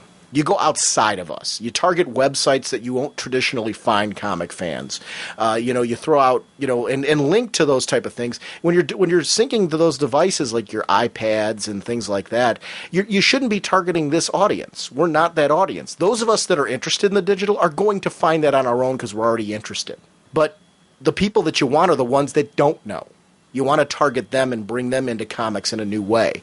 And I'm hoping to see more of that from digital comics, because I think that's where argument about is it going to hurt comic shops? Well, no, because when you target that outside audience and bring them in, what you're going to do is you're going to have people that'll branch from that into a comic shop that never have before. If you target us, though, and divide this audience, then you are going to hurt the sales of comic shops. I mean, it's no two ways about it if you're only targeting the current comic audience. Digital comics and digital mediums in general, when it comes to exploring comic characters, should really be mass market and to bring new people into the comic book world. And I'd like to see more digital comics included with DVDs and Blu-rays and things like that for people who, that they can sync to their portable devices. Stuff that's already there as bonus extras. Because you can get a digital copy now of the film on most of your DVD and Blu-ray releases. So why not digital copies of the comic books also included with there? And current comic books. Get people into the current series. Digital right now with the big two really is exploring older material. You got to get people into the current material. Make them a part of the comic book community. That's how you're going to help comics with it. This digital's got to catch up with the current stuff. It really does. And for people outside of comics. We've seen friends of ours, like Chris Kendall, who we've had on the show for Smallville. This is a guy who, a couple years ago, was not reading comic books at all. Now he's reading Marvel and DC stuff. He got, because of all the buzz with the Green Lantern stuff, he's a Green Lantern junkie right now. This is a guy who never read Green Lantern in his life. So, I mean, there's people like that, because the material's so good, you can hook into this stuff through your and he got hooked into DC through Smallville. It wasn't from the comics. It was from talking to us and chatting with us about Smallville. He started getting interested in more of the characters in the DC universe and started hearing the buzz about certain stories. What should I read? And obviously, the big events that were going on at those times drew him into comics. So, it's kind of a cool thing. So that's, to me, what I want to see more from digital. And seeing this Blue Beetle just totally geeked me out, because that is a character who appeals to your video game audience. There is nothing about that doesn't appeal to somebody who's playing any of the video games that were just shouted out at E3. So, this is a guy, I want to see this character on the screen. I want to follow this guy's adventures on the screen and lead to people into comics and into, like this whole mass market thing. I'm thrilled to see whether this actually gets made or not. I'm thrilled to see DC Entertainment looking at a variety of its properties to see what works. Screen tests like this get me excited because it means they're experimenting not just with the top tier characters that we're used to, but some of their creative properties that don't fit into there. And let's see what sticks, and let's kind of expand to a new audience with those things. That's cool. It's very cool to see this, and it just gets me energized and stoked. Hey, is there any... Because the reason I'm pointing this out is on the source, the part that Jeff Johns wrote a little bit there, and when he did the screen, he actually threw out there, is there any character you would like to see as a as a live action? Wow. Oh, Blue Beetle right now, because I'm just very happy with that. I'm trying to think. They've done a lot of Titan stuff in cartoons. We're getting a Green Lantern movie. Wonder Woman. I know Wonder Woman's being explored again. Like, I've seen lots of articles lately about this person, that person wants to direct. So there's a buzz around Wonder Woman again. I really want to see that really follow through. And I want to see it very true to Wonder Woman. So that's something I would like to see. Boy, is there anybody that's really standing out to me? Ideally, for me, I'd like to see everybody. Blue Beetle, obviously, is the next one. I'm trying to think of who is standing out for me. He throws out the Dead Man would probably be an interesting one. I think that would be a wonderful, HBO-style series, Dead Man. Yeah. With him leaping into the bodies and stuff like that. And it would lead to different adventures every week. Stuff like that I would really dig. I think Dead Man would be an interesting character to do kind of like a horror kind of story.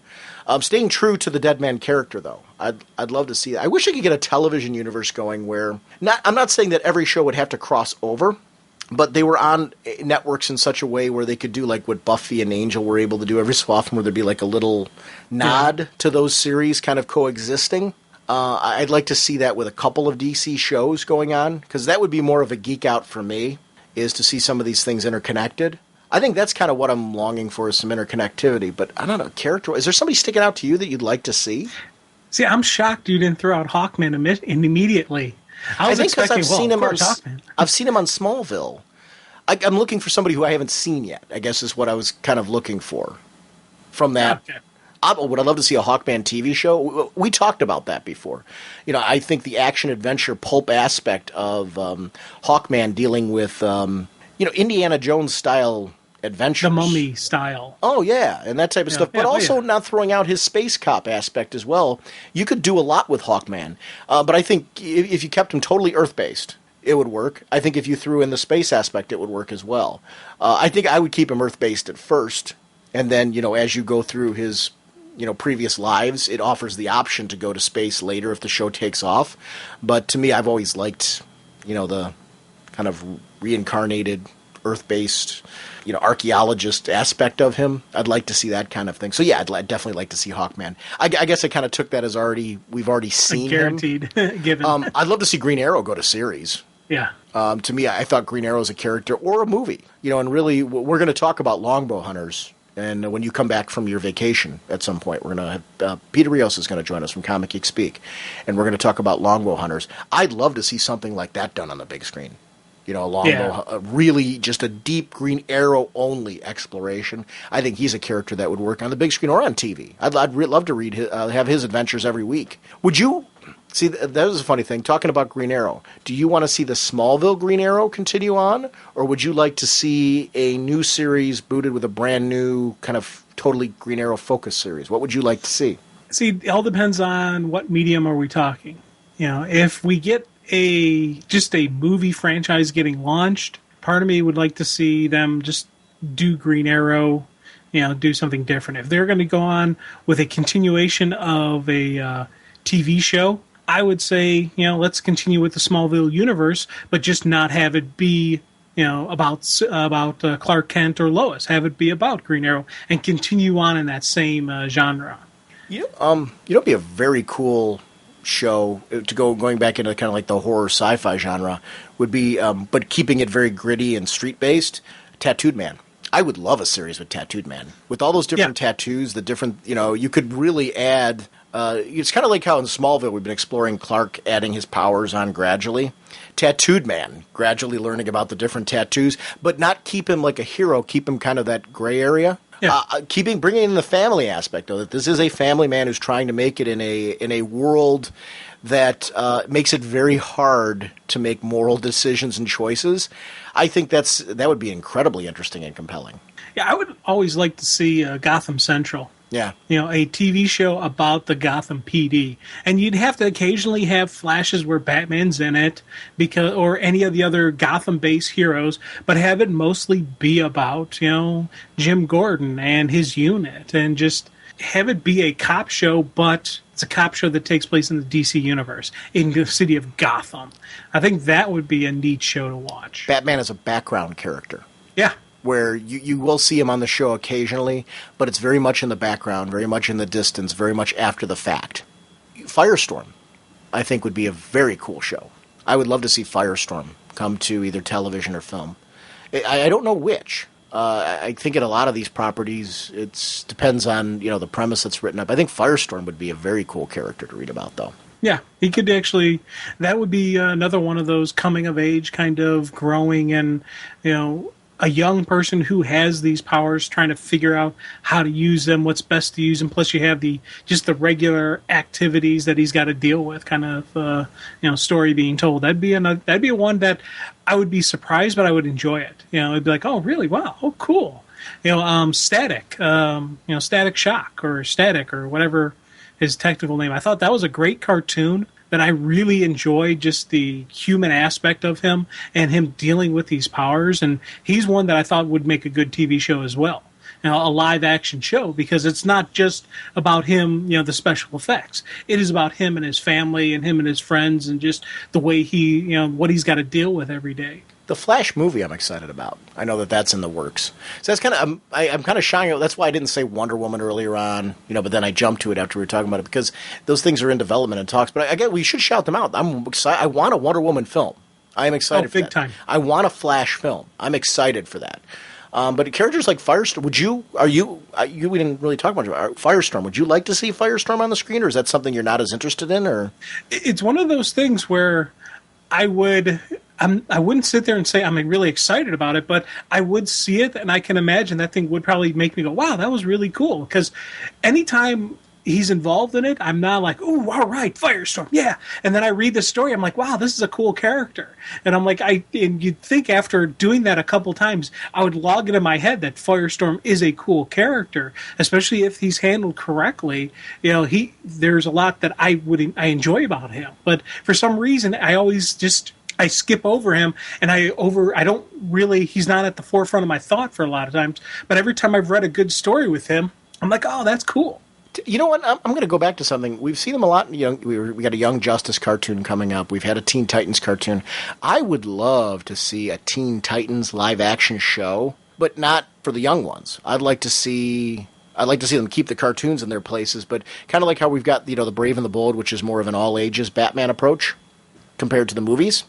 I would love to see a Teen Titans film or a Teen Titans TV show that is more in tune with what Wolfman and Perez were doing, what Jeff Johns was doing, stuff that we saw from the grittier stuff that McKeever was doing. I think there's a lot of good storytelling and use like the template, like when Johns kicked off. To me, he'd be the perfect one to kind of spearhead that. When Johns wrote his series, he kind of got what works in the Titan stories. He looked back at past Titan stories and really pulled in the best of all those elements. And I would love to see something like that kick off, because I think the Titans are just with the diverse characters in there, that would be a very, very cool series. I would love to see, I guess I'm saying more TV series even than a film. Yeah. Just because I don't know which would be easier to get off the ground, but I would love to see, a Teen Titans show that's kind of really based with, kind of with that like Raven, Starfire, Cyborg, Superboy, Tim Drake, Beast Boy, Wonder Girl, and Kid Flash. That run. Yeah. I'd love to see those characters kind of on the screen and get a chance to see them put together, because I think that was a diverse line that really worked. And you got to have Raven, because the Raven and Cyborg and their kind of inner turmoil that they deal with in various different ways. Raven with Trigon, because I want to see Trigon on TV, and Cyborg was a character who I liked in Smallville. I'd love to see more exploration of him dealing with the trauma of not being quite human anymore, or his perception of not being quite human anymore because of these attachments. What does make you human? I always liked that about the character, is the realization that he is still human because of who he is as a person, but getting past the fact that physically he isn't as human as he used to be, and dealing with the fact that it's the man that makes you human, not the accessories, Right. so to speak. I always liked that. I think that was a cool thing with the character. So I don't know. I think that would be a cool series to see. I don't know. There's a whole bunch of characters I'd like to see, but those are the ones that stand out. It was funny with Firestorm, because I caught that you didn't really respond, and I was kind of like sitting there, I'm like, well, okay, Jim's not as interested in Firestorm. So you clearly like a Blue Beetle has you more excited than a Firestorm, per se. Oh yeah, definitely. Blue Beetle definitely has me more excited than Firestorm. Mm-hmm. You know, and it's funny because there's a lot of the qualities, you know, the qualities that I'm excited about Blue Beetle would also be present in the Firestorm aspect. So in reality, I should be like, yeah, that'd be a neat thing, you know. But for some reason, I don't know. Every time I read him, I enjoy him, but I'm not a Firestorm fan. I'm not I'm not a backer. You know, and I can't even say, I'm not even saying there's anything bad about him. I enjoy him. I really enjoy when I read the stories. I've picked up the Firestorm trade. I picked that up just to, you know, read more about the guy and get an understanding of who he is. And I'm like, I like the character, but for some reason, I don't go to bat for him. And I don't know why. You know, it'd be a cool X-Files series, Doom Patrol. Oh, yeah. Doom Patrol would make a good TV show. Again, that's another one that I think more than a movie. I think Doom Patrol, you would need to get to know the characters in a series versus a film. I don't think that would work as well in a film. I think it'd be too short. I think you need to get to know these quirky characters over time. And Doom Patrol is something that I think would make a great TV show. Shadowpack, same reason. Yeah, I think Shadowpack, you're right. Shadowpack would be another cool mystical TV show. Which out of those two would you have a preference towards? Would you be more interested Shadowpack. Would you? I actually probably be more Shadowpack on like Showtime or HBO. Mm-hmm. So they could really just not worry about, you know, language and or content and just, you know, say this isn't a kid's show. You know, don't even think about putting them out there, you know, kind of deal. Yeah, see, Doom Patrol I would actually say the same thing for. I think because I'm so into the current Doom Patrol, it's funny, when Shadowpack was out, I would probably have said Shadowpack as well, but now that I'm so into this current Doom Patrol run, I gotta say that I would love to see Doom Patrol on television. I just think that would be a great one. You know what? Wait, I'm gonna go to one. God, I can't believe I didn't even say this one. Starman. Yeah. The Jack Knight Starman. I think that would make such an awesome TV series. And you've got to set Opal to give it that little edge to it that it always had in the comics. I think Starman would be fantastic. I thought what Robinson did there, the writing and that whole visual look, I think that would be a great TV series. I don't know. That's this whole bunch of the line. It was interesting, though. You know, one we didn't notice we didn't mention, Aquaman. Do you see Aquaman working in film or TV right now? Well, I don't know. Vinny Chase's portrayal of Aquaman was the largest grossing movie in the history of mankind. So, you know, who knows? I'm being totally serious, though. Yeah, Aquaman, being totally serious. Yeah. I would probably enjoy it. And I think I would, you know, probably it would be one of those like, oh, this should be cool. But for some reason, I don't think people, just the general non-comic book fan, would go see it because they have in their head, in their mind, you know, perception of him that he is the guy from Super Friends who talks to fish. They wouldn't see any of the cool aspect behind him. And I think just the non-comic book fans wouldn't go in droves. And that's where you have to get the non-comic book fans to go to these movies to make them blockbuster hits. I love that the truth of the matter is Aquaman has this intense prejudice against it, and it's true. That's why I was laughing and chuckling the whole time when you were saying it. I'm like, I agree with you. It is because he'll never escape his Super Friend years. Yeah. He's typecast. He is typecast. He is hysterical. And it's so not who the character is in the comics. Like this Aquaman that we're reading right now in Brightest Day, I want to see him in a TV show with Mira. With that Mira. You got to have Mira. Yes. Mira's a package deal. You got to bring her, you know, Mira's perfect. You know, bring in Mira. And I would totally watch that series. I think there was no accident. They were calling the series Mercy Reef. For anybody, I'm a comic reader, and I don't make the direct connection immediately thinking Aquaman when I hear that, the way I would Smallville, for example. So I think that would be a great move for it. Actually, the pilot wasn't bad. I wish, you know, there'd been some consideration of that moving forward.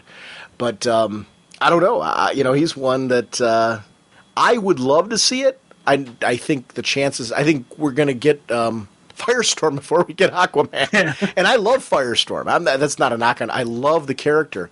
I think Firestorm and Blue Beetle, one of the advantages they have, if done right and they stick true to who they are in the comics, I think there's a certain advantage to them not being as well known for TV purposes, not film, TV purposes, where you can get, because you got to have the opportunity to introduce us to the characters out of the costume. Let me ask you this question, going back to Firestorm: Jason Rush or Ronnie Raymond? Well, I would go with Jason because I've read more stuff with him in it. And I kind of like his take on when he's Firestorm. I do too. Well, and I can't even say over Ronnie Raymond because I've never really read a Ronnie story. Would you want an Adam TV show? Yes and no. I think Adam is a cool character, and I would like to see him make an appearance on a TV show or be part of a team. If they were ever to do like a Justice League movie, I would like to see him on there because he's a good part of a team. But it's again, Dude, wait, hold on. Stop. Wait, hold on. What the hell are we talking about? I know, number one, what I want. I want Secret Six on television. I want Welcome to Tranquility on television. What the hell? Birds of Prey. Bring it back and do it right. Okay, those are three properties right there. I'm totally ignoring the Gail Simone stuff. What the heck am I thinking? I'll go number one. Number one on that list, Secret Six. As a television show, and that we're going to HBO for that one. Yeah, I think we definitely. That's got to be HBO. Need to go that way. Right now, HBO is not going to have time to air movies if we get our wishes, because everything we've been blurting out has been HBO. Going to regular television, though, you know what? Welcome to Tranquility. I'm going to kind of jump. I'll actually jump past Birds on this one. As far as for television, I think Welcome to Tranquility would work for a lot of the same reasons I was saying for things like Firestorm and Blue Beetle. In an episodic weekly television show, to be able to introduce those characters and the story arcs the way that they're introduced in Gail's books, Welcome to Tranquility would make a very cool television show. On the CW or something. Like that's got a CW feel to it, if that makes sense. It just kind of can be plugged right in and go, boom, this kind of works. There's serialized shows that are there. There's a lot of charm and characters where you can bring in actors and actresses that would be, Sheriff works perfectly on that, Yeah. That would be one. I'm like suddenly thinking of something like, I'm kicking myself. Like, why didn't I say this earlier? And it just, I don't know why I was glossing over Gail's work. I think I was thinking solo characters. I wasn't thinking teams. And we got to talking about things like Doom Patrol and stuff like that. I started thinking about teams and kind of branching my way about. That was, I'm sorry, I didn't mean to cut off your thought before, but I'm like sitting here, I'm like, why didn't we talk about Secret Six as a television show? I would bump that up to number one. Oh, God, yeah. And it's funny, as soon as you said it, I'm like, I'm an idiot. Of course, that'd be awesome. Yeah. Just definitely HBO, but God, how would casting of that show, though? Who would you get to play Ragdoll? And would he be pure CGI? Just because, the way his body bends, it's not natural. There's a few expendable actors out there, though. I don't know. You don't have to make everything. The actor could be a real person, but there would be obviously CGI involved with that character. You'd have to. That would be so awesome. I think that would work so well on HBO. The reason why I'm glossing by Birds is not because I don't think it would work. I think what would hurt Birds of Prey being pitched was the previous series, which actually there were elements of the previous series I liked. Yeah. I don't know what went wrong there. I think what went wrong there was where they had it. They should have put it right after Smallville. Yeah, they should have had, it kept flip-flopping what day of the week it was on, and, they didn't, I don't think they had the backing and support of the concept of the show. And I thought actually there was a lot to like. I like the actress that played Huntress. I thought was very cool. Yeah.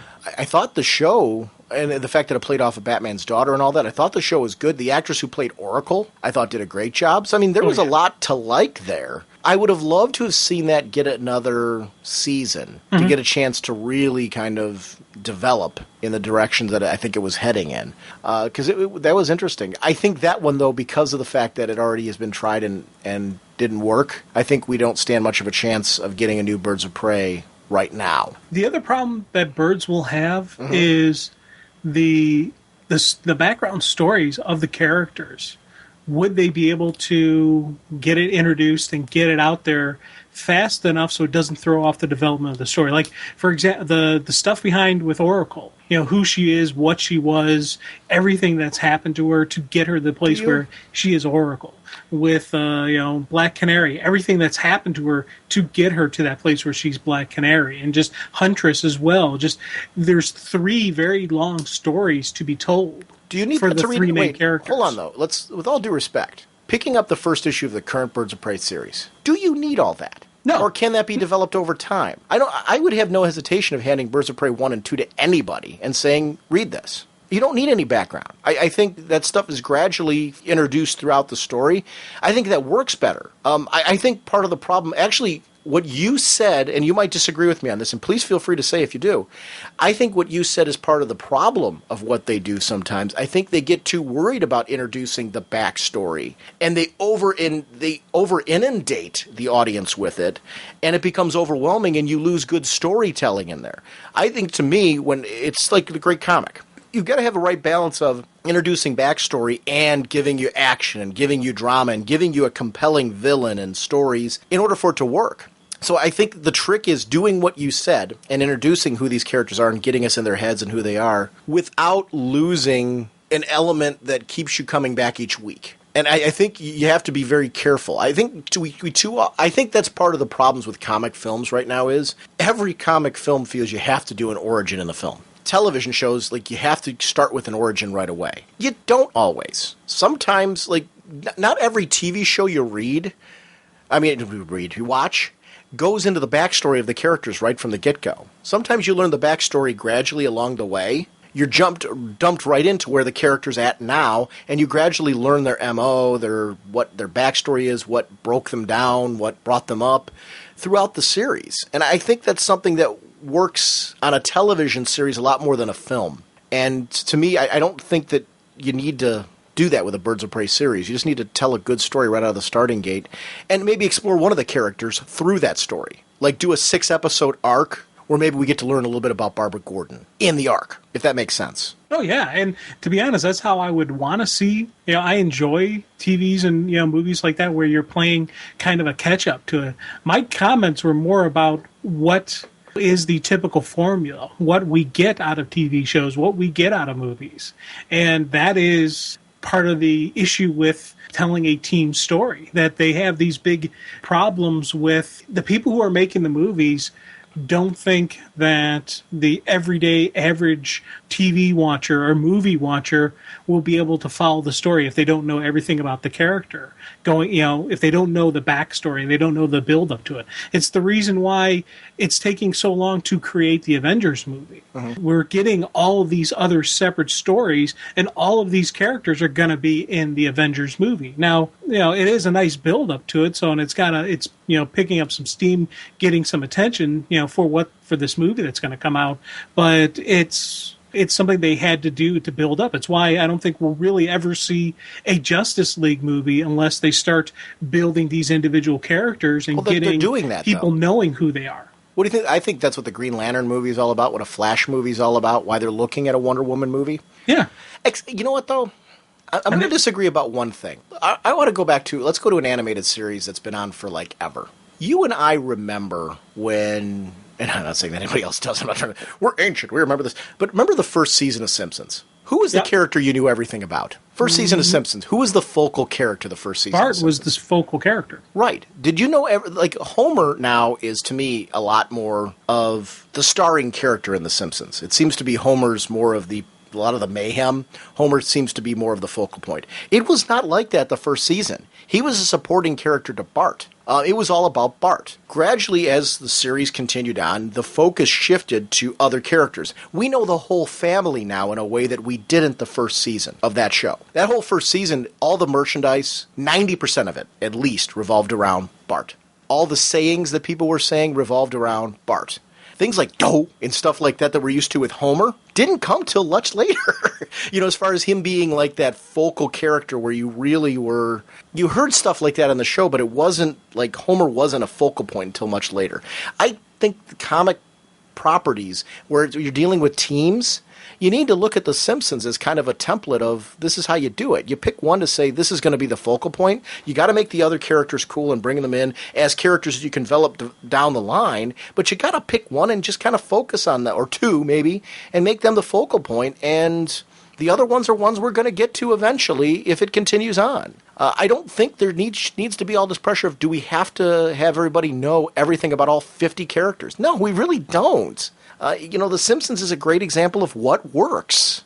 Pick a couple and just focus on them, and then, we'll get to them later if it continues on. That's what, that just kind of, I think that's the trap that we fall into. Why do we have to introduce everybody in a film? You don't. Well, film and TV, two different kind of concepts and dealings, really. Because TV, you have more to, it's, one, you have more screen time. If you look at a half-hour show, 13 to 20 episodes in a season, right there, that's... but why couldn't we do a good Avengers movie with Iron Man being one of the main characters? And the focus is on Iron Man. We could, very easily. But then what ends up happening is people say, okay, that's Iron Man 4. Really, it's not an Avengers movie, it's an Iron Man movie with a supporting cast. But what's wrong with that if it's a good movie? And I'm saying, if there's then see from that buzz who's the ones that people are talking about outside of that?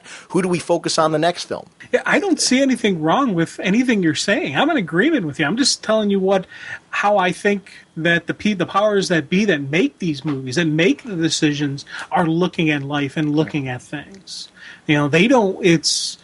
They're throwing out a multi-million-dollar investment in these movies, especially if, depending on what the character is, you may have some heavy CGI stuff. You may have some heavy, special effects stuff. Who knows? Maybe it's going to be even 3D.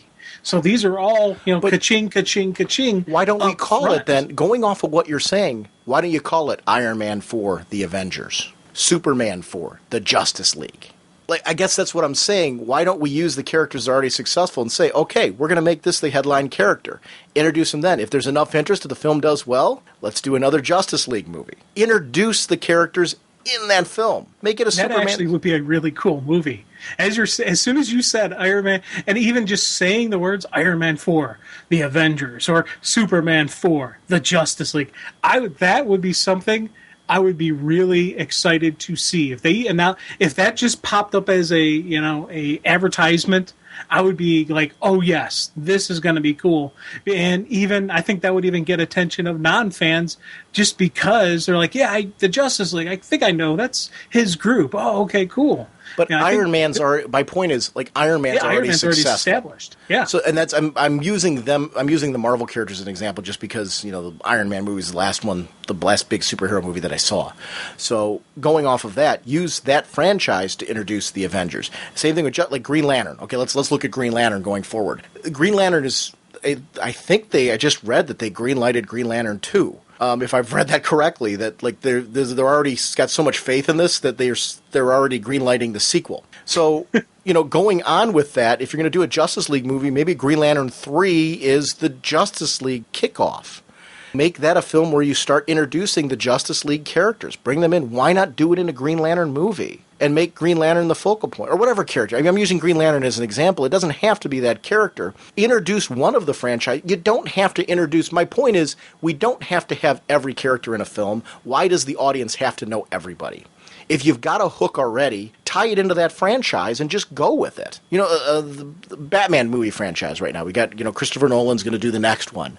If he's not involved in the one afterwards, why don't you do Batman 4, the Justice League? I'm just, throwing out ideas as far as or maybe do I'm just throwing out characters that are already out there, but I mean it could be a new character maybe the Flash is the character that's your one that'll introduce it. You'll do Flash and Green Lantern together in Flash 4 or something, or Flash 3, and put them together with other members of the Justice League, pull in those two franchises that have been established, because I think we're pretty dead on getting a Flash film as well. So maybe just develop those two and put them together in a film and call it one of their films, Part 4. Why not directly tag it to a successful franchise? It just to me makes more sense instead of introducing a separate franchise because you've done 5 other films and putting them together. Why force that? Why do we have to have an origin movie of everybody before we can do that film? I don't believe we have to. We need to contact them and let them know. I think because I'm honestly I'm liking these ideas I'm sitting there nodding my head going, yeah, that would work. I would enjoy that. I think too many things, and I might be wrong in how I'm reading everything. It just seems that there's so much focus on introducing everybody. I don't know why you have to do that. I don't get it. Because, obviously, in a Justice League film, completely going off of what you're saying, because of the limited time frame, you're not going to spotlight everybody anyway. You can't. No. There's going to be some headline characters, so why not make it the established ones already? And the ones that the fan buzzes around are the ones you focus on in the sequels. Those are the ones you branch off into their own films. The ones that people are interested in. If you do a Justice League movie like that and Wonder Woman gets buzz, people are excited, or Aquaman gets buzz, or something. Whatever characters they pull in there. That's when you do a film from them because people are into that character. Look at the buzz. The merchandise is selling like crazy for this character. The reviews are saying this character's great. You look at the internet buzz with this character. That you've got right now your test base. And you're making that film for that character anyway. Like, who's not going to want to see Green Lantern 3? Green Lantern might not be the best example just because, to me, in the Green Lantern franchise, I'm hoping that if the sequels continue, we get to see more exploration of the core. And I would really like to see Superman relaunching or Superman the Justice League. Mm-hmm. That's the one I really would like to see. Because the biggest complaint of the last Superman movie was people wanted to see him fight superpowered robots. They wanted to see something, not just a story about a guy who happens to be Superman. They wanted to see the Superman story. So I think that would be a great way to just bring it in. You introduce a bunch of other characters along with him, introduce some villains, superpowered story, high action, special effect, cool, Superman kicking butt. Yeah, I agree. So I don't know. It's kind of a fun little tangent we went on here, but it is something. I think a lot of these characters would do well in TV and film. I don't know. I'm actually going back on what you're saying. I think what I liked so much about the Blue Beetle test shots, I didn't expect them. It was a character I did not expect to see screen test shots for. So to go back to your original question you asked, and the original question Jeff Johns was asking, who would I like to see? I want to see more of these surprise characters that somebody's got a passion, like Jeff Johns, I guess it was Jeff Johns who had the passion for this, to do a screen test of, and do the screen test and let us see them. And let me see what these characters look like as people who understand what works for them in the comics, because look at those screenshots, there's nothing in that doesn't say to me, that's the character from the comics. The costume looks like it works. It looks like it works in a real-world setting. It doesn't look like there's not a single part of me that can look at that and go, oh, my God, that looks cheesy. It works. It just looks cool, and you want to put on that suit. Like, I want a scarab now. After seeing that. And that's what I mean. So what do I want to see? Give me more screen test shots of stuff like that where I want to wear the suit. If it's going to be Firestorm, show me screen tests where I want to put on the Firestorm suit, not where I'd be embarrassed to be wearing it, if that makes sense. Yeah, like the definitely. Blue Beetle one, you're styling wearing that suit. Yeah. And that to me is, I want to see more of that in comic films and comic television, where they do costumes where you're like, okay, there's no fan that's going to argue with this. They can't. Alrighty then. And we'll just kind of leave it at that. Reaching melting point. Not sure we can make it. It's funny, I'm editing the show together. It's the 23rd. And the DC released its first digital initiative, its first major digital initiative, with an app on the iTunes store for digital comics through Comixology. And on the PSP Go, or the PSP system in general, I should say, through the PSP Digital Comics, now you can get digital comics from DC. And it was an interesting mix of older material, from things like Batman Hush and some of the early Wildstorm World's End stuff, movie and media tie-ins and things like that, to on the iTunes store, and I'm not sure if this is on the PSP as well, on the iTunes store they had Generation Lost, issue number 4, which was released today for $2.99 in the digital version. Now, my first thought when I saw that $2.99 price point for Generation Lost was, I'm like, $2.99 for a digital copy? Really? But I'm thinking this. And I'm actually okay with this. The big question has been, how do we take care of comic shops and obviously our mail order? We're sponsored by companies like DCB Service.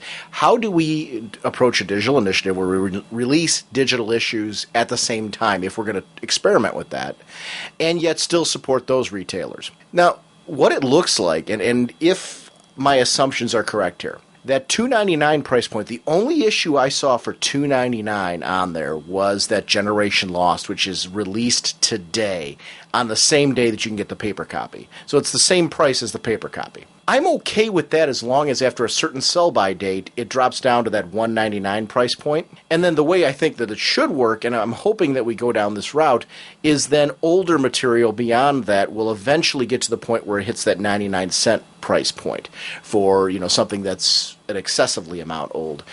And I'd like to see that price point, because I think that's a way to make the digital market work. You pay less for further back, and it's a time release type of thing. I'm hoping that's the way it works out. I'm curious to see. I'm going to be tracking this Generation Lost issue to see what happens over that point. This is one of the earliest. I haven't seen much release of current material. It was interesting to see Generation Lost #4 on the iTunes store on release date. So I'm curious to see if DC is going to be dabbling a little bit more with putting some current issues of materials. The whole series of that Generation Lost is currently available to date on the site. All the other previous issues are $1.99. It was only the current issue that was $2.99. So I'm curious to see if issue 4 will eventually, after a certain amount of time, drop down to that $1.99 price point or not. I think this is cool, though, just to see them dabbling in a digital initiative. I'm curious to hear what all of you think. Are you excited about comics exploring into a digital avenue or not? What I downloaded today for myself, just to talk about it, Fringe. Become a fan this summer. It's my workout show. I always have. It was Lost, because I jumped on the Lost bandwagon really late. It was my last summer workout show, and I watched from season 1 straight on through to the current season. So I was ready for when the show kicked off for the final season this year. That was actually the first time I actually watched Lost, when everybody else who'd been watching Lost for some time was watching Lost. Well, Fringe now I'm watching from season 1 straight on through. So Wildstorm's Fringe comic book was on, and I got it for the iPad. It was the 0 issue was free, and it was $1.99 for issues 1, 2, and 3. And I'm assuming maybe next week or the week after we'll get the rest of the issues in that series. When I was using the app on the iPad, one of the things I noticed, if you click open the app and you click open the comic book, you see it full screen. They have this cool feature where you can double tap on it, and it does what they call a guided view, where it takes you panel by panel, and it will zoom in on the panel first, and then if you tap it again, in a lot of cases, depending on the size of the panel, it will zoom in on the dialogue, so it makes it even easier to read. I'm assuming more so than even for the iPad, it's because this app also then works for things like the iPhone and the iTouch. The zoom-in feature is very similar to what it does on the PSP when there's digital comics. But it was interesting to take a look at this app on my iPad. The comics are crystal clear. They look great. I read the 0 issue of the Fringe comic. It's very good. I actually want to read issues 1, 2, and 3 as well. It feels very much like the television show. It's got that same kind of vibe in the dialogue. So I commend the creative team for putting it together, but I'm really excited for this. On the PSP Go today, because I wanted to kind of talk about two different, that's the iTunes store. This is PSP's, Sony's PlayStation digital comics. So on my PSP Go today, I downloaded, they had Superman 700. They had a free preview, and what it was is it's the story that leads into 701, this grounded arc. If you go to DC's source site, you'll see that there's a big thing from Straczynski talking about this grounded arc. And basically, I read through the whole thing. It's free. And the whole premise of this grounded arc for Superman is going to be that in the wake of New Krypton and the fact that he left Earth, people are starting to question, where were you when we needed you? Are you one of us? Are you one of them? Is your heart elsewhere, or are you in touch with us? And a woman comes up and asks, her husband died. And the first thought was, was he killed during New Krypton or something like that? No, he had a tumor in his brain, and her basic thinking was, if you had been here, focused on things here, maybe you could have scanned his brain and zapped the tumor. She slapped him in the face, and I love this whole thing where I know you probably didn't feel that, but I hope you understand. And people rush to Superman's defense, and I really dug this moment. People rush to Superman's defense to say, oh, hang on, wait. You know, Superman can't be expected to be everywhere at once, and he was dealing with these cosmic, otherworldly things. But I love how there's this question of, and Superman starts to question himself, how do you get street level again? How do you get to know people again? Am I, you know, who am I on Earth now? He's been so focused on his people that how does he blend back into Earth, and how does he prove to people that he is still the man that they've all looked up to for so long? I'm glad that they didn't just drop back and everyone was kind of like, yay, hey, Superman's back, high five. Everything's hunky-dory now. I love that there's some questioning of him, not only from himself personally, but from the people around him. And I'm talking about the general public. It's this grounded arc. I guess the whole premise is that Superman is going to be traveling around America, at least, to really kind of get back to the core of who people are and get to know them. And I'm not going to go too much into that preview right now, other than to say that it's just the story had me really engaged. There was one bit I actually do want to talk about. He lands in this field, and some boys are commenting on the fact that instead of flying, he started walking. And it really was this route of Superman, and there's some great moments with Jonathan Kent in there. Superman kind of getting back to being the man, not just the super. And there's something about that I really like. I love the human side of Superman. I love that they're exploring this. So it was just kind of a cool preview. On the PSP, the way that it works is you get to see the full page. But because of the small screen size, what it does is it does this very similar to what it does on the iPad. It zooms in on the panel, and it will zoom in on the dialogue specifically to kind of move it along. And it will move along in the proper dialogue. It's kind of an intelligent jumping around the story where it will zoom in on the dialogue boxes in the order that you're supposed to read them, so you can read them clearly on a very small screen. The art, once again, in both cases, whether you're reading it on a PSP or you're reading it on an iPad, or I'm assuming I didn't download it from my iTouch or anything yet. I'm assuming on whatever digital medium you take a look at this at, you're going to get the same clarity and the same reading experience. This is very cool. I don't look at it for me as necessarily a replacement for paper copies, but what it is for books like Fringe. This is a great example. This is a book I didn't pick up. I wasn't watching Fringe at the time that this book came out. This is an opportunity for me now to grab the digital version of it, legally, and to download it and to get a chance to read it in a different medium. I do see myself using apps like this to grab books that I didn't grab previously before. I don't think it's not going to change my paper habits per se, and I do think outside of me, what I want to see digital do, and I've talked about this on the show many times, I actually just blogged about it on the website as well. I would really like to see a digital initiative where it targets the digital culture. And I'm not talking about current fans that are reading comics. I'm talking about the video game audience. And, a lot of, obviously this culture with the iPad. Look how many iPads have been sold. I think there is, if you target a quarter of the iPad audience that has never before read comics, I think having this app out there is a great way to, and I love that there was so many free offerings of things you could grab just to kind of get a flavor of the comic books.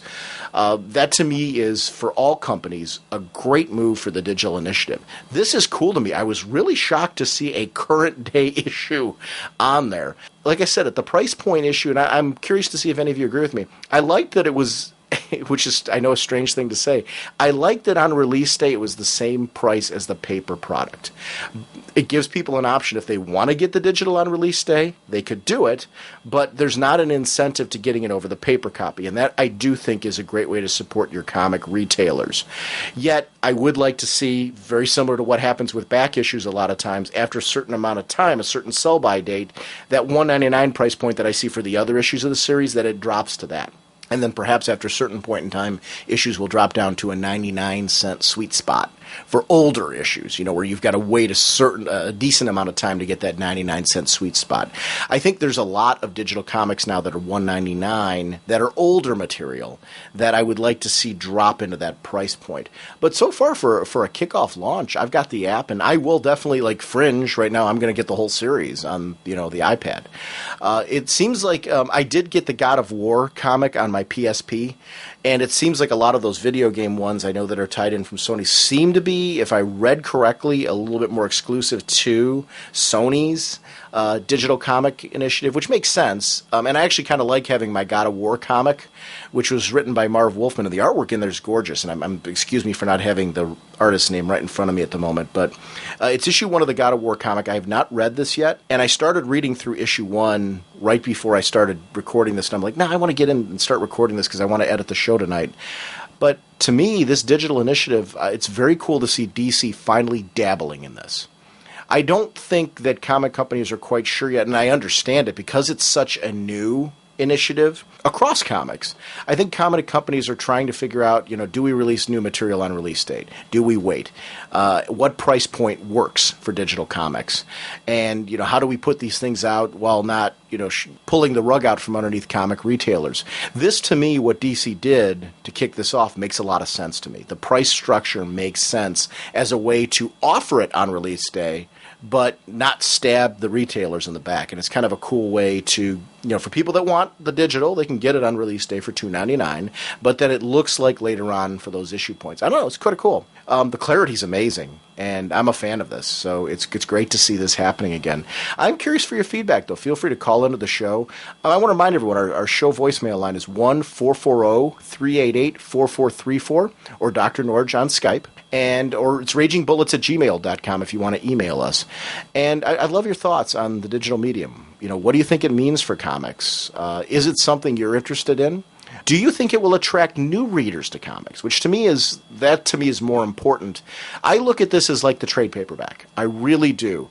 When the trade paperback came out, there was, and it's been for years now. People say it's going to be the death of the monthly. Well, the monthlies are still here. And I don't think that digital means the death of the paper product. The only way this does mean the death of the paper product, and I'm completely convinced of this, is if those of us that are fans of the paper product decide we've had enough of the paper product and we go to digital. I don't think you're going to see a whole bunch of comic fans because it's a collector's medium. I'm not giving up my paper. It's just not going to happen. So you've heard me on this show be a huge advocate for digital. I'm not giving up my paper copies. So I don't see this as being one of those things unless all of us decide to, or 90% of us decide to jump ship. Then all of a sudden the paper product is not a source of revenue for those companies. What I'm hoping this will be, though, is an avenue to reach a new audience. And we see books that shouldn't be canceled. Books like that you're having these amazing screen tests for, like Blue Beetle, won't get canceled because it will target a different audience and it will reach a different audience. So I'm hoping these are successful because it's only going to help us. The more sales that comics generate, it's only going to help us as readers to have more variety and more choice. And that's really what I want to see. And I'm hoping it helps the creators. And I'm hoping it does help the companies to make money. I think we as fans a lot of times think there's something evil about comic companies making money. I'm all for comic companies making money because that means more product, more choices for us. I want to see the comic companies and the creators make money. I want to see this industry continue to grow and really do the numbers that I think it should make because I think the quality's top notch and this is kind of cool. So I'm just curious to see what y'all think about this one. Holy caffeine! Don't forget to check us out at getyourgeekonradio.com. Getyourgeekonradio.com, making geek chic. It's an online radio station. It's very cool, and we're proud to be a part of that. Also sponsoring us is comiccollectorlive.com. Comiccollectorlive.com, your source for your comic book management needs. Don't forget our sponsors, DCBService.com, 99 cents, Dracula, the Company of Monsters. As you can hear on this one, we're really excited about this book. We're going to be chatting about it on the show. It'll be a special bonus episode, so it's not going to take away from any of the DC episodes. Somebody's out there like, oh gosh, the guys are going to be doing stuff outside of... No, we really want to, if we're going to do segments like this, they'll be very short. It'll be episodes just specifically devoted to that particular book, and they will be a bonus to our regular podcast. So it's not going to be anything that's going to take away from the DC show that you would know and love. It's going to be something in addition to that, and just it gives us kind of a chance to get our feet wet a little bit outside of DC sometimes. I love DC. Nothing has changed on that. I've always read books outside of DC, and it's one of the things at conventions we get asked a lot is what books we're reading outside of DC, so we're going to periodically do something like this when we have time. the show. Obviously, the Raging Bullets, as you know, it comes first. This will be bonus material. But for sure, we're doing Dracula, the Company of Monsters. I think it's very, very cool. Don't forget to check out InStockTrades.com. In 3 weeks, for sure, when Jim comes back, we're going to be discussing Batman the Cult. We were waiting until we finished JLA Avengers, obviously, to go into another one of the older material books to do an in-depth discussion. I'm figuring the Cult's going to be at least 2 episodes. And it depends on, we'll see how meaty the discussion gets with Jim and myself, but that's another prestige format one. I did not want to start recording that one before Jim left for his vacation and then have to wait for 3 weeks for us to finish recording it, because we really firmly felt if we started down that path that we would come back and start getting really redundant on the episode because we would forget a lot of what we said.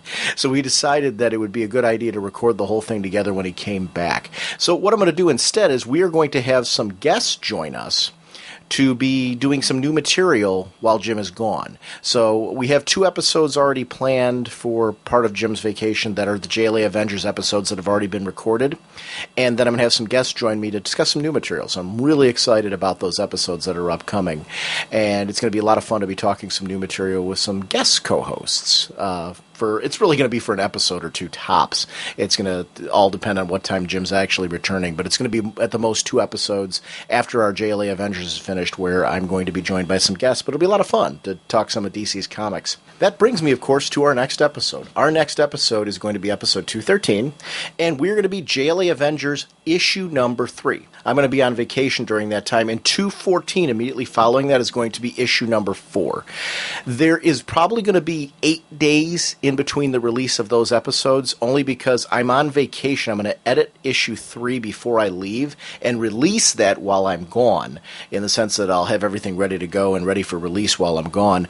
I will be editing issue 4 as soon as I return, so there might be an extra day in between the release of issue 3 and issue 4, as far as on the podcasting end for you guys, and I appreciate your patience on that one. I'm going to hit that one as soon as we get back from our anniversary. My wife and I are going on vacation for our 10th anniversary, and I promised her that it's going to be nothing show related. I'm going to give her my 100% of my time, except for the fact that I have to actually just plop up the episode real quick while I'm gone, so you guys have basically uninterrupted content. And it's been interesting trying to plan ahead for Jim being gone for 3 weeks and for me to have a vacation in there and making sure that there's going to be episodes coming out. So I hope you guys really enjoyed this episode, because Jim and I really worked hard to try and put this together while we're planning vacations and also preparing some content for you guys during the times that Jim will be gone. We're actually considering, this is kind of a fun thing, I don't know if we mentioned this on the show yet or not, we're planning on trying to do a recording where I record with Jim while he's in Italy. We don't know if that's going to be 100% possible, but we're giving that one a big shot, because I know he had mentioned that his brother does have Skype access. With time zones and everything, we're trying to come up with a way to perhaps pull that off. If not, at the very least, he promised to call into the show, and we'll get that content on the episodes as well coming up. So a lot of stuff coming up for the podcast, and thank you guys all for sticking with us. I really appreciate the time you guys give every week listening to this podcast.